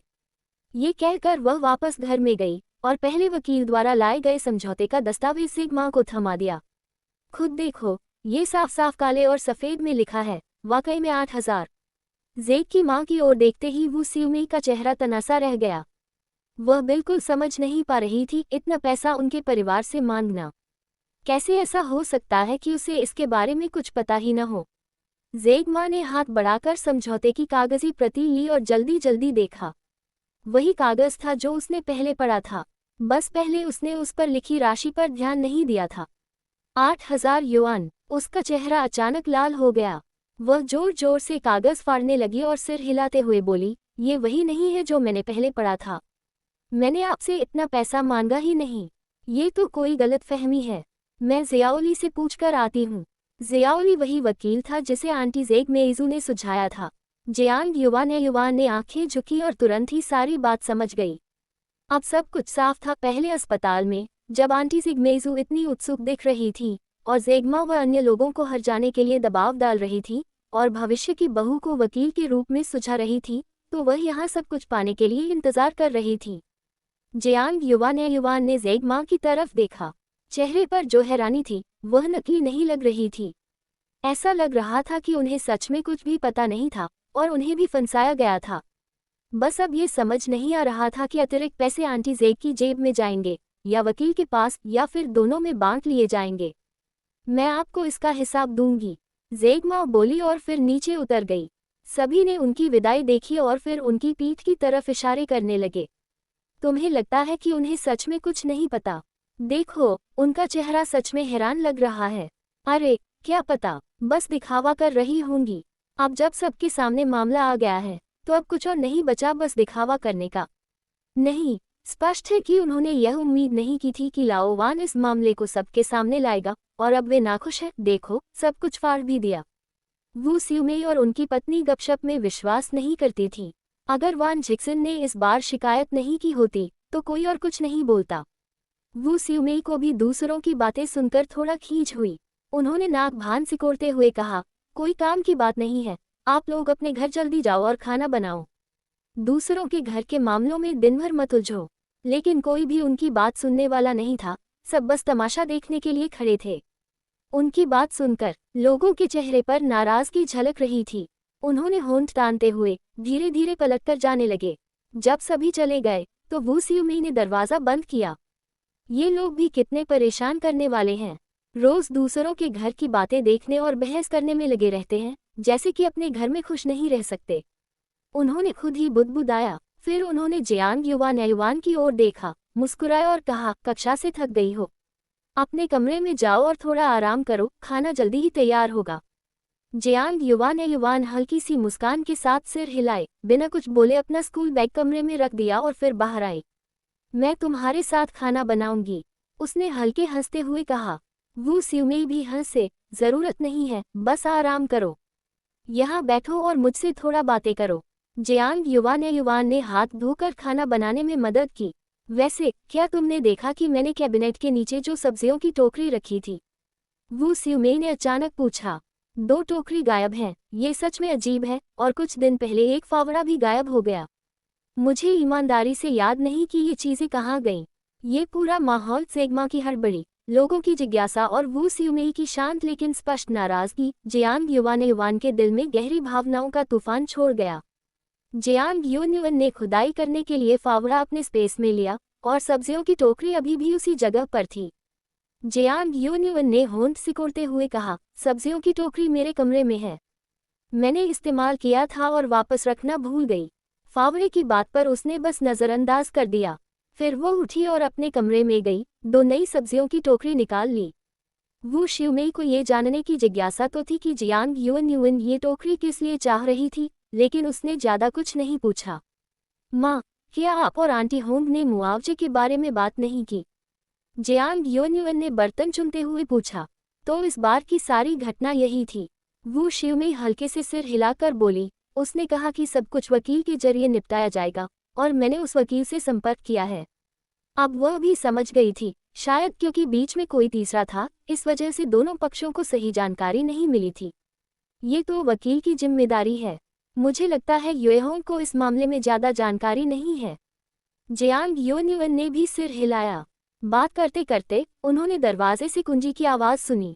ये वान झिक्सिन लौट आया था। जैसे ही वान झिक्सिन आया, उसने आश्चर्यचकित होकर पूछा, मैंने अभी अभी नीचे सुना कि मुआवजे में कुछ गड़बड़ है। वू शिवमेई और जियांग योन्युन एक दूसरे की ओर देखी। उन लोगों के सामने चीजें छिपी नहीं रह सकती। इतनी बड़ी बात जो एक तिल के बराबर हो, आधे दिन में फैल जाएगी। वू शिवमेई ने जवाब दिया और वान झिक्सिन को हाल ही में हुई घटना बताई। वान झिक्सिन ने मेज पर हाथ रखकर जोर से कहा, मैं बस यही कह रहा हूँ, यह ज़ेबाओलिन आम तौर पर ऐसे नहीं होते, इस बार अचानक ऐसा क्यों कर रहे हैं? उनकी मेजू का सिर सिर्फ चोटिल है। अगर वे हजारों रुपये मांग रहे होते तो मैं समझ सकता था, लेकिन 8,000 युआन, ये समझ के बाहर है। एक छोटा ठहराव लेकर उसने आगे कहा, ये वकील अंदर से झगड़ा पैदा कर रहा है। उनके रिश्तों के कारण हमें नहीं पता कि अंत में ज्यादा पैसे कौन पाएगा। वो किस फर्म से हैं? मैं पूछने वाला हूँ। ऐसे वकील का कोई प्रोफेशनल एथिक्स नहीं है। अगर उन्होंने इस बार हमें धोखा दिया तो अगली बार उन्हें पता भी नहीं चलेगा। ऐसे वकीलों को काम नहीं करने देना चाहिए, इन्हें रिपोर्ट करना चाहिए। वू शिवमेई ने सहमति में सिर हिलाया। आप सही कह रहे हैं, वू शिवमेई ने कहा। जियांग योन्युन को भी यह सही लगा। ऐसे वकीलों की कोई पेशेवर नैतिकता नहीं होती। अगर वे अब ऐसा कर सकते हैं तो भविष्य में और भी बड़े धोखे कर सकते हैं। इन्हें जल्दी रिपोर्ट कर देना चाहिए ताकि और लोग नुकसान न उठाएं। रात के खाने के बाद वान झिक्सिन ने पूछा कि आज वू शियानचेन के साथ पढ़ाई पूरी करने का अनुभव कैसा रहा। वू शिवमेई ने भी जिज्ञासु होकर पूछा, यूयू के साथ पढ़ाई पूरी करना कैसा लगा? क्या वह अच्छा समझाता है? जियांग योन्युन का चेहरा लाल नहीं हुआ और दिल भी धड़क नहीं रहा था। वो बहुत अच्छा समझाता है और कई बातें जो मुझे समझ में नहीं आती, उन्हें सुनकर मैं समझ पाती हूँ। वू शिवमेई यह सुनकर बहुत खुश हुई। ये तो अच्छी बात है। फिर उसने जियांग योन्युन से कहा, मैंने आज बाहर जाकर शिक्षकों से पूरक पाठों की जानकारी ली है। जब तुम कल वापस आओ, उसे खाने के लिए बुलाना और मैं उसके ट्यूशन फीस दे दूंगी। और उसने जल्दी से कहा, तो मैं पहले उससे पूछती हूँ, पता नहीं वो फ्री है या नहीं आ सकेंगे। वू शिवमेई ने ज्यादा नहीं सोचा, बस हल्का सा सिर हिला दिया। दिन के बाद वू शिवमेई और वान झिक्सिन बाहर खाने पीने चले गए। जियांग युवान बाहर नहीं गई, बस कह दिया कि वो पढ़ाई करेगी। उसने 2 पीच निकाले, धोकर टेबल पर रख दिए ताकि वे लौटकर खा सकें। ये सब करने के बाद वह अपने स्पेस में चली गई और जैसे ही अंदर गई, उसने तुरंत महसूस किया कि जिस कमरे में वह थी वह बदल गया लगता है। ऐसा लग रहा था कि वह बड़ा हो गया है। क्या ये स्पेस अपग्रेड का कोई और इनाम हो सकता है? लेकिन ये घर तो स्पेस में ही है और वह इसे बाहर नहीं ले जा सकती। अगर यह बड़ा हो गया भी तो कोई फायदा नहीं, आखिरकार सिर्फ वही इसमें रहती है। जब वह बाहर आई तो देखा कि बाहर की जमीन भी बड़ी लग रही थी। उसने मन ही मन सोचा, अरे अब तो मुझे खेती में और मेहनत करनी पड़ेगी और खूब मुनाफा कमाना होगा। जब वह तरबूज लगाने वाले स्थान पर पहुंची तो जमीन पर पड़े बड़े बड़े तरबूज देखकर उसका चेहरा खुशी से खिल उठा। इतना खुशी से कि जैसे किसी किसान की फसल अचानक बढ़कर कमाल की हो गई हो। खुशकिस्मती से उसने पहले सुना था कि तरबूज फलने के लिए परागन पॉलिनेशन की जरूरत होती है, वरना अगर वह बेवकूफ़ी से कल तक इंतजार करती तो फल नहीं आता। दोपहर में वह स्पेस में गई और छोटे ब्रश से तरबूज के फूलों को परागित किया। हालांकि अब तरबूज महज कुछ पैसे किलो के थे, लेकिन आकार में बड़े थे। एक तरबूज 10 किलो से भी ज्यादा का हो सकता था और कुछ 20-30 किलो के। हर एक की कीमत कुछ पैसे या कभी कभी 1 रुपये से भी ज्यादा हो सकती थी। एक बेल पर 3-4 तरबूज थे, कुल मिलाकर 20 से अधिक, और हर एक लगभग 20 किलो का। जियांग युवान बहुत खुश थी, पूरे तरबूज तोड़ तोड़ कर बेचने के लिए तैयार कर रही थी। असल में उसने सोचा था कि सारे तरबूज घर के अंदर ले जाएगी, आखिरकार बाहर जमा करना थोड़ा अड़चन वाला था। लेकिन उसने अपनी ताकत को थोड़ा ज्यादा आंका। 2-4 तरबूज उठाने के बाद उसके हाथ दर्द करने लगे। फिर उसने 2-4 और उठाए और रुक गई। बस तरबूज बेल के पास ही जमा कर दिए और कल उन्हें ले जाएगी। काम खत्म करने के बाद उसने खुद के लिए ताज़ा तरबूज खाना नहीं भूला। उसने एक छोटा सा तरबूज उठाया और काटा। जैसे ही तरबूज की ताजगी खुशबू उसकी नाक तक पहुंची, उसने एक टुकड़ा चखा। मीठा और स्वादिष्ट। 2 टुकड़े खाने के बाद बाहर से वो शिवमेई की आवाज़ सुनी। ये पीस कहाँ से आए? जियांग युवान ने जल्दी से स्पेस से बाहर कदम रखा और लिविंग रूम में आई। युवान युवान, ये पीट्स कहाँ से? वू स्यूमेई ने जोर से पूछा। जियांग युवान फिर से नाक में उंगली डालकर शरारती अंदाज में बोली, अभी अभी लौटकर हो यो ने दिया। यूनिवर्सल शील्ड, वू स्यूमेई ने थोड़ा डांटते हुए कहा, हम दूसरों को इतनी परेशानी देते हैं, फिर भी तुम उनकी चीजें कैसे ले लेती हो? हमने यहाँ कभी इतने बड़े पीट्स नहीं देखे, कीमत भी सस्ती नहीं होगी। जब तुम कल जाओ तो पैसे वापस कर दो। वान छीक्सिन ने सिर हिलाया और कहा, मुझे लगता है कि शाओ हो अच्छा इंसान है। उसने तुम्हें पीट्स खाने को दिए। ये प्यार का एक तरीका है। लेकिन तुम पैसे वापस करोगी, ये थोड़ा अजीब लगेगा। कल मैं सोचूंगा कि कोई अच्छी चीज है या नहीं, युवान उसे दे देगी। वू स्यूमेई ने ये सुना और महसूस किया कि बात में सच्चाई है। उसने जल्दी से सिर हिलाया और कहा, तुम सही हो, तुम सच में सोच समझकर बोलते हो। जियांग युवान ने ये देखकर कुछ नहीं कहा। रात को अपने कमरे में लौटकर जिन युवान ने आज बिके हुए आड़ू के पैसे निकाले और उन्हें गिनने लगी। आज कुल 37 से ज्यादा आड़ू बिके थे। कुछ टोकरी और खेत के औजारों पर कुछ पैसे खर्च किए, तो उसके पास बचे पैसे देखकर उसे बार बार गिनने का मन हुआ। वह सच में बिना किसी नुकसान के पैसे कमा रही थी। उसने उस ढेर सारे नोटों को पकड़ रखा और खुशी से झूम उठी। रात को सोते समय उसने पैसे तकिए के पास रख दिए। नींद में वह पूरे रात सपनों की दुनिया में खोई रही। सपने में उसने देखा कि उसने खुले स्थान पर एक बड़ा पेड़ लगाया है और उस पेड़ पर बड़े बड़े सोने के सिक्के उग रहे हैं। बस दिल में सोचो और यहीं से सोने की सिक्कों की बारिश होने लगी। ये देखकर वह बहुत खुश हुई और उसने दिल ही दिल में सोने की गाड़ियों से पैसे भरने की इच्छा की। वह पैसे के ढेर पर लेटकर लुढ़कती रही और पूरे चेहरे पर मुस्कान लिए सो गई। अगली सुबह जब वह उठी तो उसने अपने मुंह के कोने से थूवा पोंछा और खुद पर ही हंस पड़ी। मैं सच में पैसे के पीछे पागल हो गई हूँ। सपनों में भी यही सोच रही थी। जैसे ही वह घर से बाहर निकली, उसने देखा कि जिस पेड़ से उसने कल आड़ू तोड़े थे वह फिर से फूलों से भर गया था। दिल खुशी से झूम उठा। लेकिन जैसे ही वह तरबूज की बेलों की ओर गई, उसे एकदम से एहसास हुआ कि कल जो सारे तरबूज इकट्ठा किए थे वे गायब थे। जिंग युआन्युंग का दिल जोर से धड़कने लगा। पास वाली टोकरी में रखे 2 तरबूज तो सुरक्षित थे, लेकिन जमीन पर जो था वह गायब था। उसने ताना कसकर अपने कमरे में लौटकर देखा। कोने में रात को लाए गए कुछ तरबूज भी ठीक थे, तो सिर्फ वही एक गायब हुआ। वह तरबूजों के ढेर के पास गई और ध्यान से उन्हें देखा। इस बार उसने एक नई चीज देखी। शुरुआती समय में जो उसे स्पेस अपग्रेड के लिए बीज मिले थे, उनमें से एक ने अंकुर निकाल दिया था। जिंग युआन्युंग को लगा कि ये बीज शायद जमीन में सड़ गए होंगे, लेकिन अब अंकुरित हो गए। क्या कल गायब हुए तरबूज का इन बीजों से कोई संबंध है? क्या ये बीज खा गए होंगे? ये बीज भी इंसानों जैसे हैं, क्या उन्हें बढ़ने के लिए खाना चाहिए? ये सोचते ही जिंग युआन्युंग के शरीर में झंझनाहट सी दौड़ गई। असंभव, अब मैं तरबूज खा सकती हूँ, तो क्या अगली बार वे मुझे खा लेंगे? ये सोचते हुए वह अनजाने में 2 कदम पीछे हट गई। लेकिन जब उसने जमीन पर लगी तरबूज की बेलों की तरफ देखा, वे अब भी सुरक्षित थीं और उन्हें खाने का कोई निशान नहीं था। या फिर वे सिर्फ तरबूज ही खाते हैं? ये सोचते हुए उसने टोकरी से कुछ आड़ू निकाले और उन्हें उसी जगह रख दिया जहां तरबूज थे। फिर वह आड़ू को शाया के पास भी रख आई। लगभग 6 मिनट तक इंतजार किया, लेकिन कोई हलचल नहीं हुई। बाहर वूजी में पहले ही उठ चुकी थी और उसे देखकर हैरान थी। उसे समझ नहीं आ रहा था कि ऐसा क्यों हुआ, इसलिए उसे पहले स्पेस से बाहर निकलना पड़ा और फिर अंदर आना पड़ा। जब वह फ्री थी, देखो, वू शिवमेई ने जियांग युआन की ओर देखा जो अपने कमरे से बाहर आए और जोर से बोली, अभी तक नहीं उठी? मैंने तुम्हें कितनी बार बुलाया? जियांग युआन बस जम्हाई लेकर सिर हिलाए और उसकी बात सुनकर हल्का सा बोली, कल रात मेरी नींद ठीक नहीं हुई। वू शिवमेई ने सिर घुमाकर उसकी ओर गुस्से में देखा, क्या मैंने तुम्हें नहीं कहा था कि रात में देर तक पढ़ाई मत करो? तुम्हें अगले दिन पढ़ाई करने के लिए पूरी नींद चाहिए। बोलते बोलते उसने उसके सामने खिचड़ी रख दी, और रात में रोशनी बहुत कम है, आंखों के लिए हानिकारक है। अगर ऐसा चलता रहा तो तुम भी कुइपिंग जैसी हो जाओगी और चश्मे में तुम्हारी आंखें खूबसूरत नहीं दिखेंगी। जियांग युआन की शक्ल ज्यादा खास नहीं थी, लेकिन उसकी आंखें बेहद खूबसूरत थीं। काले जवाहर जैसे पुतले की तरह, न बहुत बड़ी लेकिन बहुत चमकदार और साफ।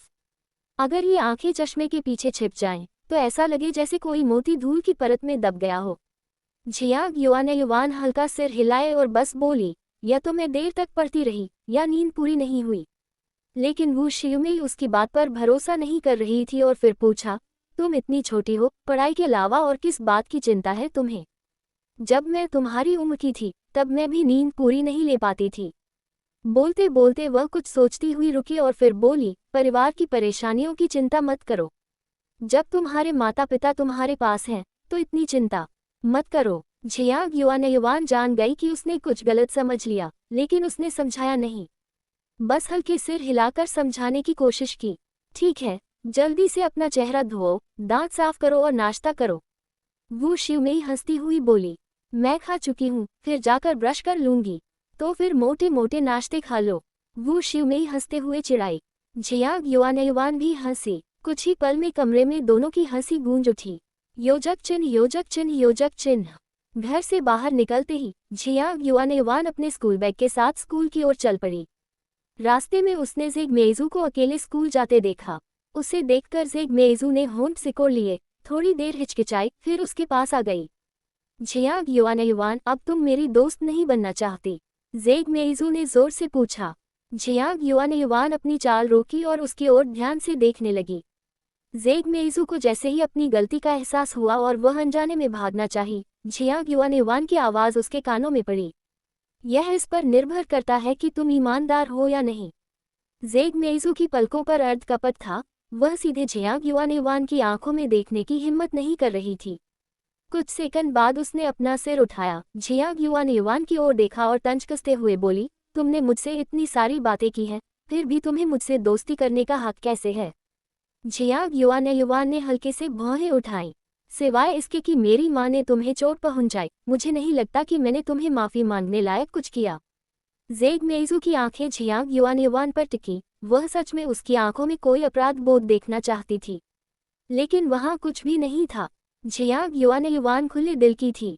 वह मानती थी कि उसकी माँ ने ज़ेग मेइज़ू को चोट पहुंचाई, लेकिन इसके अलावा उसने कभी ज़ेग मेइज़ू से कुछ गलत नहीं किया। इसके उलट इस दोस्ती में हमेशा वह खुद पीछे हटती रही, सब कुछ सहती रही। ज़ेग मेइज़ू फिर से तंज कसा। तुम जानते हो कि तुमने क्या किया है? झियांग युआन का चेहरा शांत रहा और बस उसने कहा, तो चलो आज सब साफ कर देते हैं। ज़ेग मेइज़ू ने उसे ठंडी नज़रों से देखा, तुम सच में कहोगी कि मेरी अफवाहों का तुमसे कोई लेना देना नहीं है? झियांग युआन की आंखों में थोड़ी निराशा झलक गई। अब भी ज़ेग मेइज़ू ऐसा सवाल पूछ सकती थी। शुरुआत से अंत तक ज़ेग मेइज़ू कभी विश्वास नहीं करती थी, सिर्फ एक झलक भी नहीं। भले ही उसे पता था कि अफवाह फू या ने फैलाई थी, अब और बोलने की हिम्मत नहीं है। ज़ेग मेइज़ू ने ताना मारा, इस मामले के अलावा एक और बात है, क्या तुम झांग जुनमिंग के पास गई थी? झांग जुनमिंग ज़ेग मेइज़ू का पुराना बॉयफ्रेंड था। तुम उसके पास गई और उसने मुझसे ब्रेकअप कर लिया। क्या तुम्हें चाहिए कि मैं बताऊं उसने तुमसे क्या कहा? ज़ेग मेइज़ू की आंखों में ठंडापन चमकने लगा। झियांग युआन हंसी रोक नहीं पाए, उसके होंठ खुद ब खुद मुड़ गए। ज़ेग मेइज़ू ने तिल मिलाकर उसे देखा, क्यों हंस रही हो? झियांग युआन ने हंसी दबाते हुए ज़ेग मेइज़ू की आंखों में आंखें डालकर कहा, तो इसका मतलब है मैं तुम्हारे दिल में ऐसा ही हूँ? ज़ेग मेइज़ू की आंखों में झिलमिलाहट आई। किसने तुम्हें ये बताया? झियांग युआन ने गहरी आवाज में पूछा। फू या। ज़ेग मेइज़ू चुप रही। वास्तव में यही फू या ने कहा था, लेकिन फू या ने उसे जानबूझकर नहीं बताया था, वह बस सुनते सुनते जान गई थी कि फू या ने ये बातें दूसरों से फुसफुसाते हुए कही थी। इतनी अनजाने में सुनी गई बातें झियांग युआन ने सच मान लिया, बिना सोचे समझे, और उसने स्कूल में सारी अफवाहें फैला दी।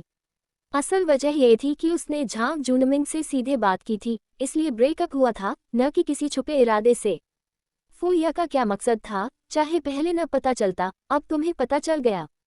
झियांग युआन ने फिर पूछा, लेकिन अब कुछ मत सोचो, क्योंकि तुम पहले ही मेरे लिए फैसला कर चुकी हो। गिल्ट, हम इतने सालों से दोस्त हैं, लेकिन तुमने कभी मुझ पर भरोसा नहीं किया। झियांग युआन ने धीरे कहा। ज़ेग मेइज़ू का स्वभाव ज्यादा खुला था, जबकि उसका स्वभाव थोड़ा अंतर्मुखी था। ज़ेग मेइज़ू हमेशा अपनी बात कह देती थी, इसलिए बचपन में झियांग युआन ज़ेग मेइज़ू के मुताबिक झुक जाती थी। उस समय उसे कोई दिक्कत नहीं लगती थी। आखिरकार दोनों सबसे अच्छी दोस्त थीं, और दोस्ती में हमेशा कभी कभी समझौता करना पड़ता है। अब सोचती है तो लगता है शायद ज़ेग मेइज़ू भी दिल से यही मानती थी कि उसे ही झुकना चाहिए। तो अब तुम मुझ पर विश्वास करती हो? जेग मेजू ने विश्वास न होने जैसा स्वर लिया। तुमने भी तो मुझ पर विश्वास नहीं किया था। जियांग युवान ने हल्का सा सिर हिलाया। अगर मैं तुम पर विश्वास नहीं करती तो मैं तुरंत नहीं दौड़ती जब फूया ने कहा कि तुम खतरे में हो और मुझे तुम्हें ढूंढने को कहा। मैं तुम्हें ढूंढ रही थी, इसके लिए मैं लगभग। उसने आगे कुछ नहीं कहा। न तो उसे शर्म महसूस हो रही थी, नहीं अब इन बातों को कहना कोई मतलब रखता। असल में तुम मुझे अपने दिल में कभी भी अपनी दोस्त नहीं मानती। जियांग युवान ने धीरे कहा, कम से कम तुम मुझे अपनी सबसे करीबी दोस्त नहीं मानती, बस एक वैकल्पिक दोस्त। जैसे कि जब मैंने तुम्हें खतरे में देखा तो मेरा पहला ख्याल था तुम्हें सुरक्षित निकालना, लेकिन तुम्हारा पहला ख्याल था अपनी सुरक्षा। तुम मेरी सुरक्षा में नहीं थी। ये कहने के बाद जेग मेजू के चेहरे पर अपराधबोध की झलक आई, क्योंकि जियांग युवान की बातें उसके मन को छू गई थी। जब जियांग युवान उसके सामने खड़ी थी तो उसने अपने दिल में राहत महसूस की और फिर सोचा कि कैसे निकलना चाहिए।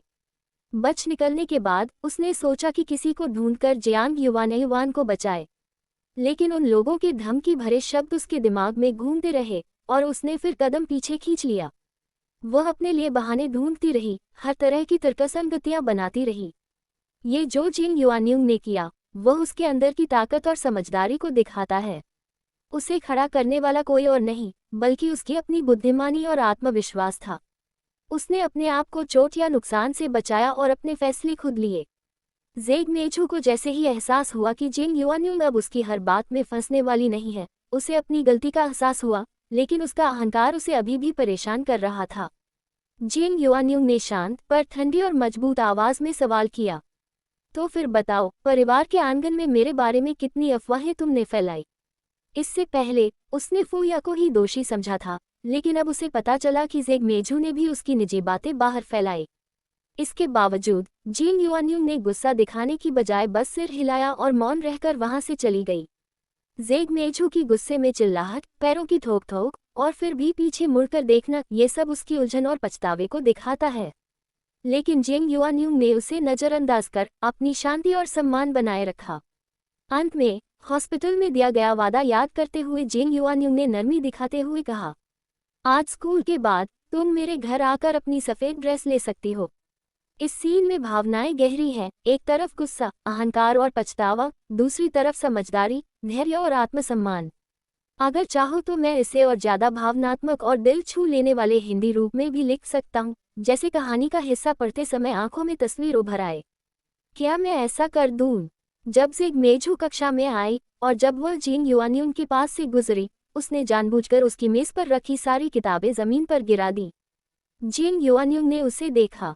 जेग मेजू बस जिंग युआनयुंग की तरफ आंखें घुमाई, फिर हल्का सा ठहाका दिया और अपनी सीट पर लौट गई। पूरी कक्षा उनकी तरफ मुड़ी हुई थी। पल पोडियम पर खड़ा टीचर अब और सहन नहीं कर सका और जेग मेजू से बोला, जेग मेजू, तुमने अपनी सहपाठी की किताबें जमीन पर गिरा दी, क्यों नहीं उठाई? जेग मेजू ने जिंग युआनयुंग की तरफ देखा, फिर अपने होंठ तने उठी, झुकी और जमीन पर गिरी सारी किताबें उठाईं। उसके बाद उसने उन्हें जोर से जिंग युआनयुंग की मेज पर फेंक दिया। जिंग युआनयुंग ने धीरे से कहा, ठीक है, और अपनी आंखें जेग मेजू पर उठाईं। जेग मेजू का चेहरा ठहरा, उसकी खूबसूरत बादामी आंखें गुस्से से गोल हो गईं, जैसे वह जिंग युआनयुंग को निगल जाना चाहती हो। जेग मेजू, जल्दी से जिंग युआनयुंग की किताबें लगाओ, किसी का समय बर्बाद मत करो, टीचर ने गंभीर स्वर में कहा, सभी का समय बहुत कीमती है। हालांकि जेग मेजू मन ही मन अनिच्छुक थी, लेकिन उसे जिंग युआनयुंग की किताबें व्यवस्थित करने के अलावा कोई चारा नहीं था। सभी किताबें सही करने के बाद उसने जिंग युआनयुंग की ओर एक बार भी नहीं देखा और सीधे अपनी सीट पर लौट गई। जिंग युआनयुंग ने धीरे से किताबों पर जमी धूल झाड़ दी और उन्हें एक एक करके व्यवस्थित किया। जब उसके टेबलमेट ने देखा कि दोनों के बीच अभी भी कुछ ठीक नहीं है, उसने नज़दीक जाकर धीरे से पूछा, क्या आप दोनों अब भी सुलह नहीं कर पाए? मुझे तो लगता था कि कल आप सुलह कर लिए थे। जिंग युआनयुंग कुछ नहीं बोली, बस उसे टीचर पर ध्यान देने के लिए इशारा किया। टेबलमेट को भी समझ आ गया कि अभी पूछना ठीक नहीं। पूरा सुबह जल्दी बीत गया और स्कूल खत्म होने के बाद भी जिंग युआनयुंग घर नहीं गई। वू ज़िमे उसे घर खाने के लिए बुलाने वाली थी, लेकिन उसने कहा कि बाहर बहुत गर्मी है, इसलिए वह दोपहर में घर लौटना नहीं चाहती। वू ज़िमे ने कुछ नहीं कहा और उसे स्कूल में ही खाने की अनुमति दे दी, जिससे समय भी बच गया। कैंटीन में दोपहर का खाना खाने के बाद वह स्कूल के पास की सब्जी मार्केट गई। आसपास ज्यादा रिहायशी इलाके नहीं थे, इसलिए मार्केट छोटा और भीड़ कम थी। जिंग युआनयू ने एक टोकरी में पीच रखी और उसे मार्केट के दरवाजे पर रख दिया। मार्केट में ज्यादा लोग नहीं थे, लेकिन जो गुजर रहे थे वे रुककर कीमत पूछते। जब उन्हें कीमत पता चली तो वे पीछे हट गए। बदलाव के तौर पर उसने 2 तरबूज निकाले और उन्हें तुरंत बेच दिया। मुख्य रूप से एक तरबूज जो 1 किलो से ज्यादा का था केवल 1 युआन में बेचा गया, जो मार्केट की तुलना में बहुत सस्ता था। तरबूज बिक गए लेकिन पीच नहीं बिके। जिंग युआनयू ने परवाह नहीं की। उसने एक पीच निकाली, पास के पत्थर की किनारी पर बैठी और आराम से खाने लगी। पीच की खुशबू बहुत मजबूत थी और जल्दी ही हवा में फैल गई। जो भी उसके पास से गुजर रहे थे वे मीठी और मलाईदार खुशबू महसूस कर सकते थे। एक आंटी ने देखा कि यह कितना स्वादिष्ट लग रहा है और उसने खरीदने की इच्छा जताई। जिंग युआनयू ने मुस्कुराते हुए कहा, मैं आपको थोड़ा काट कर चखने देती हूँ, अगर आप वापस खरीदे तो पछतावा नहीं होगा। जैसे ही उसने कहा उसने सच में एक छोटा चाकू निकाला और तैयार हो गई। अनखाई हुई तरफ को उसने काटकर आंटी को थमा दिया। आंटी को परवाह भी नहीं थी कि ये वही पीच है जो जियांग युआन ने खाया था। उसने हाथ बढ़ाया, पीच लिया और मुंह में डाल लिया। एक ही पल में मुंह में पीच की खुशबू फैल गई। जैसे ही आंटी की आंखें चमकी उसने तुरंत सिर हिलाते हुए कहा, वाह, सच में बहुत अच्छा है। देख रहे लोग तुरंत पूछने लगे, कैसा है? सच में मीठा है, मीठा है। आंटी और उसके साथ वाली लड़की मुर्गी की तरह सिर हिलाने लगी, सच में बहुत स्वादिष्ट है। जियांग युआन मुस्कुराते हुए बोली, तो कैसा रहा? क्यों ना आप 2 और खरीद कर घर ले जाएं? आंटी ने थोड़ा सोचा, फिर कहा, मैंने आपका खा लिया है, अब इसे न खरीद कर शर्मिंदा नहीं होना चाहती। आप मुझसे 2 मांग सकती हैं। जियांग युआन ने ये सुनकर जल्दी से मुस्कुराते हुए कहा, अरे नहीं, मैं तो बस चखाने के लिए लाया था।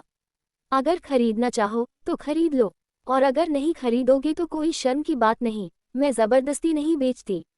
इसके बाद उसने फिर से हंसते हुए कहा, आप जितने चाहो उतने खरीद सकती हो, मैं स्वागत करती हूँ। आंटी ने उसकी बात सुनकर सोचा कि यह छोटी लड़की सच में बहुत ईमानदार है। ये सोचते हुए वह खुद भी हंस पड़ी। ठीक है, लगता है हमारी किस्मत जुड़ी हुई है, तो मैं 4 पीच खरीद लूंगी। जियांग युआन खुशी से झूम उठी और जल्दी से धन्यवाद कहा, तो फिर बहुत बहुत धन्यवाद। आंटी ने पैसे निकालते हुए कहा, चिंता मत करो, अगर स्वादिष्ट है तो मैं खरीद लूंगी। जियांग युआन ने हल्का सा सिर हिलाया। सबने देखा कि आंटी इतनी आसानी से 4 पीच खरीद रही है, तो सच में ये बहुत स्वादिष्ट होने चाहिए। ये सोचते हुए बाकी लोग भी 2-2 खरीदने लगे। जियांग युआन ने ज्यादा पीच नहीं निकाले थे, बस एक टोकरी भरने के लिए लगभग दर्जन भर ही थे, और जल्दी ही सब बिक गए। जो नहीं खरीद पाए वे थोड़े पछताए, काश उन्होंने पहले ही खरीद लिया होता। जियांग युआन ने अपने सामान को पैक करना शुरू किया और बस इतना कहा कि वो कल दोपहर वापस आएगी और उनसे फिर खरीदने के लिए बुलाएगी। ये देखकर लोग बस उसे निराशा से जाते हुए देख सकते थे। हाल ही में बिकी 10 युआन की कमाई लेकर जियांग युआन खुशी खुशी स्कूल की ओर बढ़ी। रास्ते में स्टोव के पास उसने अपने लिए एक पॉप्सिकल खरीद लिया। यह क्रीम वाला पॉप्सिकल। पहले तो वह शायद ही मक्खन वाला खाती और अधिक से अधिक रेड बीन वाला ही लेती। आज यह एक दुर्लभ विलासिता थी। स्कूल के गेट तक पहुंचने से पहले उसने देखा कि कुछ युवा वहीं आसपास घूम रहे हैं, समय समय पर झांकते रहते। जियांग युआन ने हाथ में बचा पॉप्सिकल खाया और आंखें झुका ली। फिर वह मुड़ी और दूसरी दिशा में चल दी। स्कूल के उत्तर तरफ वहां की दीवार थोड़ी कम ऊंची थी और वहां एक रास्ता था, केवल एक आदमी के लिए, जिसे केवल स्कूल के छात्र जानते थे, बाहर के लोग नहीं। चलते हुए वह सोच रही थी, अब जब उसने इन लोगों को भड़का दिया है तो सिर्फ उनसे बचते रहना सही नहीं है, यह मामला सुलझाना होगा, वरना वे हर दिन स्कूल में गार्डन करेंगे और वह हमेशा पुलिस को बुला नहीं सकती। आखिरकार उन्होंने सतह पर कोई गैरकानूनी काम नहीं किया था, बस खड़े रहना ही था। पुलिस शायद कुछ नहीं कर सकती थी, अधिक से अधिक उन्हें समझा सकती थी। लगता है अभी भी कोई हल निकलना बाकी है ताकि वे बार बार गार्डन करने न आए। वह डरती नहीं थी कि वे उसे नुकसान पहुंचाएंगे, क्योंकि उसके पास खुद की रक्षा करने की क्षमता थी। लेकिन ज़िगमेजू पहले ही उन पर नाराजगी रख चुकी थी, और अगर वे फिर से परेशानी करेंगे तो वह खुद को सुरक्षित नहीं रख पाएगी। हालांकि अब ज़िगमेजू के साथ उसके रिश्ते में दरार आ गई है, लेकिन ये सिर्फ उनके विचारों के मतभेद की वजह से है, और उसने कभी जेग मेजू को चोट पहुंचाने का सोचा भी नहीं। ऐसे लोग हमेशा उसके आसपास मंडराते रहते हैं, लेकिन ये कोई बड़ी बात नहीं है, हर बार इसका कोई ना कोई हल निकल ही जाता है। ये सोचते हुए जियांग युवान जल्दी जल्दी स्कूल की तरफ बढ़ी। कक्षा में अभी पढ़ाई शुरू होने में थोड़ी देर बाकी थी और छात्र छात्राएं दो दो या तीन तीन होकर बातें कर हंस रहे थे। जैसे ही जियांग युवान स्कूल के गेट पर खड़ी हुई, उसने देखा कि जेग मेजू कई लोगों के घेरे में है। सभी के चेहरे पर अफवाहों वाली हंसी थी और वे बात कर क्या रहे हैं यह कोई नहीं जानता था। जियांग युवान ने अपनी आंखें थोड़ा संकोड़ ली और फिर कक्षा की ओर बढ़ गई। जेग मेजू के आसपास के लोग जल्दी ही ध्यान देने लगे कि जियांग युवान आ रही है और किसी ने हल्की खांसी की। सभी की निगाहें उसकी ओर मुड़ गईं। जैसे ही उन्होंने जियांग युवान को देखा, सभी के चेहरे पर थोड़ी अजीब सी अभिव्यक्ति थी। जियांग युवान की नज़रें जेग मेजू के चेहरे पर ठहर गईं। वह हमेशा दोपहर में देर से आती थी। जेग मेजू ने साफ तौर पर नहीं सोचा था कि आज वह इतनी जल्दी आएगी। उसके चेहरे पर थोड़ी झिझक झलक गई, फिर जल्दी ही गायब हो गई। उसने होंठ सिकोड़ लिए और फिर जियांग युवान की ओर नहीं देखा। ये देखकर जियांग युवान ने हल्की मुस्कान के साथ कहा, क्या बात कर रहे हो? मुझे भी सुनने दो। उसकी मुस्कान आंखों तक नहीं पहुंची। जेग मेजू ने होंठ सिकोड़ लिए और कुछ कहा नहीं। पास खड़ी कुछ लड़कियां माहौल में तनाव महसूस कर गईं और जैसे ही स्थिति ठीक नहीं लगी, वे जल्दी से इधर उधर हो गईं। लेकिन उनकी कान अभी भी खड़े थे। वे सुनना चाहती थी कि बात आखिर हो क्या रही है। जियांग युवान ने जेग मेजू पर ध्यान से नजर डाली। जेग मेजू ने नाक सिकुड़ी और उसके रूखे स्वर में कहा, तुम्हें क्या हुआ? हम बस यहाँ बात कर रहे थे, तुम्हें क्या रोक रहा है? जियांग युवान ने हाथ जोड़कर कहा, अगर सामान्य बात करोगे तो मुझे कोई फर्क नहीं पड़ेगा, लेकिन अगर मेरे बारे में बात कर रहे हो तो क्या यह मेरा काम नहीं बनता कि मैं जानूं? जेग मेजू का चेहरा लाल हो गया और उसने कुछ नहीं कहा। वह सचमुच जियांग युवान के बारे में बात कर रही थी, लेकिन फिर उसने सोचा, किसने कहा था कि जियांग युवान को पहले उसके लिए माफी मांगनी थी? वह सही है, ये सोचकर उसने आत्मविश्वास पाया, थोड़ी उठाए और जियांग युवान से कहा, हम अब दोस्त नहीं हैं। इतनी भावुक मत बनो, मैं तुम्हारे बारे में बात नहीं करना चाहती। इतना कहकर उसने सिर नीचे किया और जियांग युवान की ओर नहीं देखा। अगर फिर कभी मेरे बारे में अफवाह फैली तो समझ लेना कि उसे तुमने ही फैलाया है। जियांग युवान ने धमकी दी, तुम जानती हो कि फूया को क्यों गिरफ्तार किया गया? जेग मेजू ने हाथ थोड़ा कस लिया और अपने आप को रोकते हुए जियांग युवान की आंखों में देखा। जियांग युवान की आंखों में गंभीरता देख उसका चेहरा चौंक गया और दिल में अचानक एक अजीब सी तकलीफ महसूस हुई। जियांग युवान ने उसे कभी ऐसे आंखों से नहीं देखा था। उनके बीच अब कोई वापसी नहीं थी। ये शब्द कहकर जियांग युवान ने सिर घुमाया और कक्षा में चारों ओर नजर दौड़ाई। सभी उसे देखते रहे और अब कोई बोलने की हिम्मत नहीं कर सका। जियांग युवान अपनी सीट पर बैठ गई। हालांकि छात्र जोर जोर से चर्चा नहीं कर रहे थे, लेकिन वे अब भी दो दो या तीन तीन होकर इकट्ठा हो गए और फिर से उसे रोक दिया गया। हाल ही में बहुत सारी चीजें हुई हैं, क्या इसका कोई असर नहीं पड़ा? हेड टीचर ने धीरे से पूछा। जियांग युवान ने हल्के से सिर हिलाया। ये देखकर हेड टीचर ने फिर कहा, टीचर जानती है कि तुम अच्छे छात्र हो, इसलिए बाहरी बातें दिल पर मत लेना। इस चीनी नववर्ष में तुम्हारी कॉलेज प्रवेश परीक्षा होने वाली है।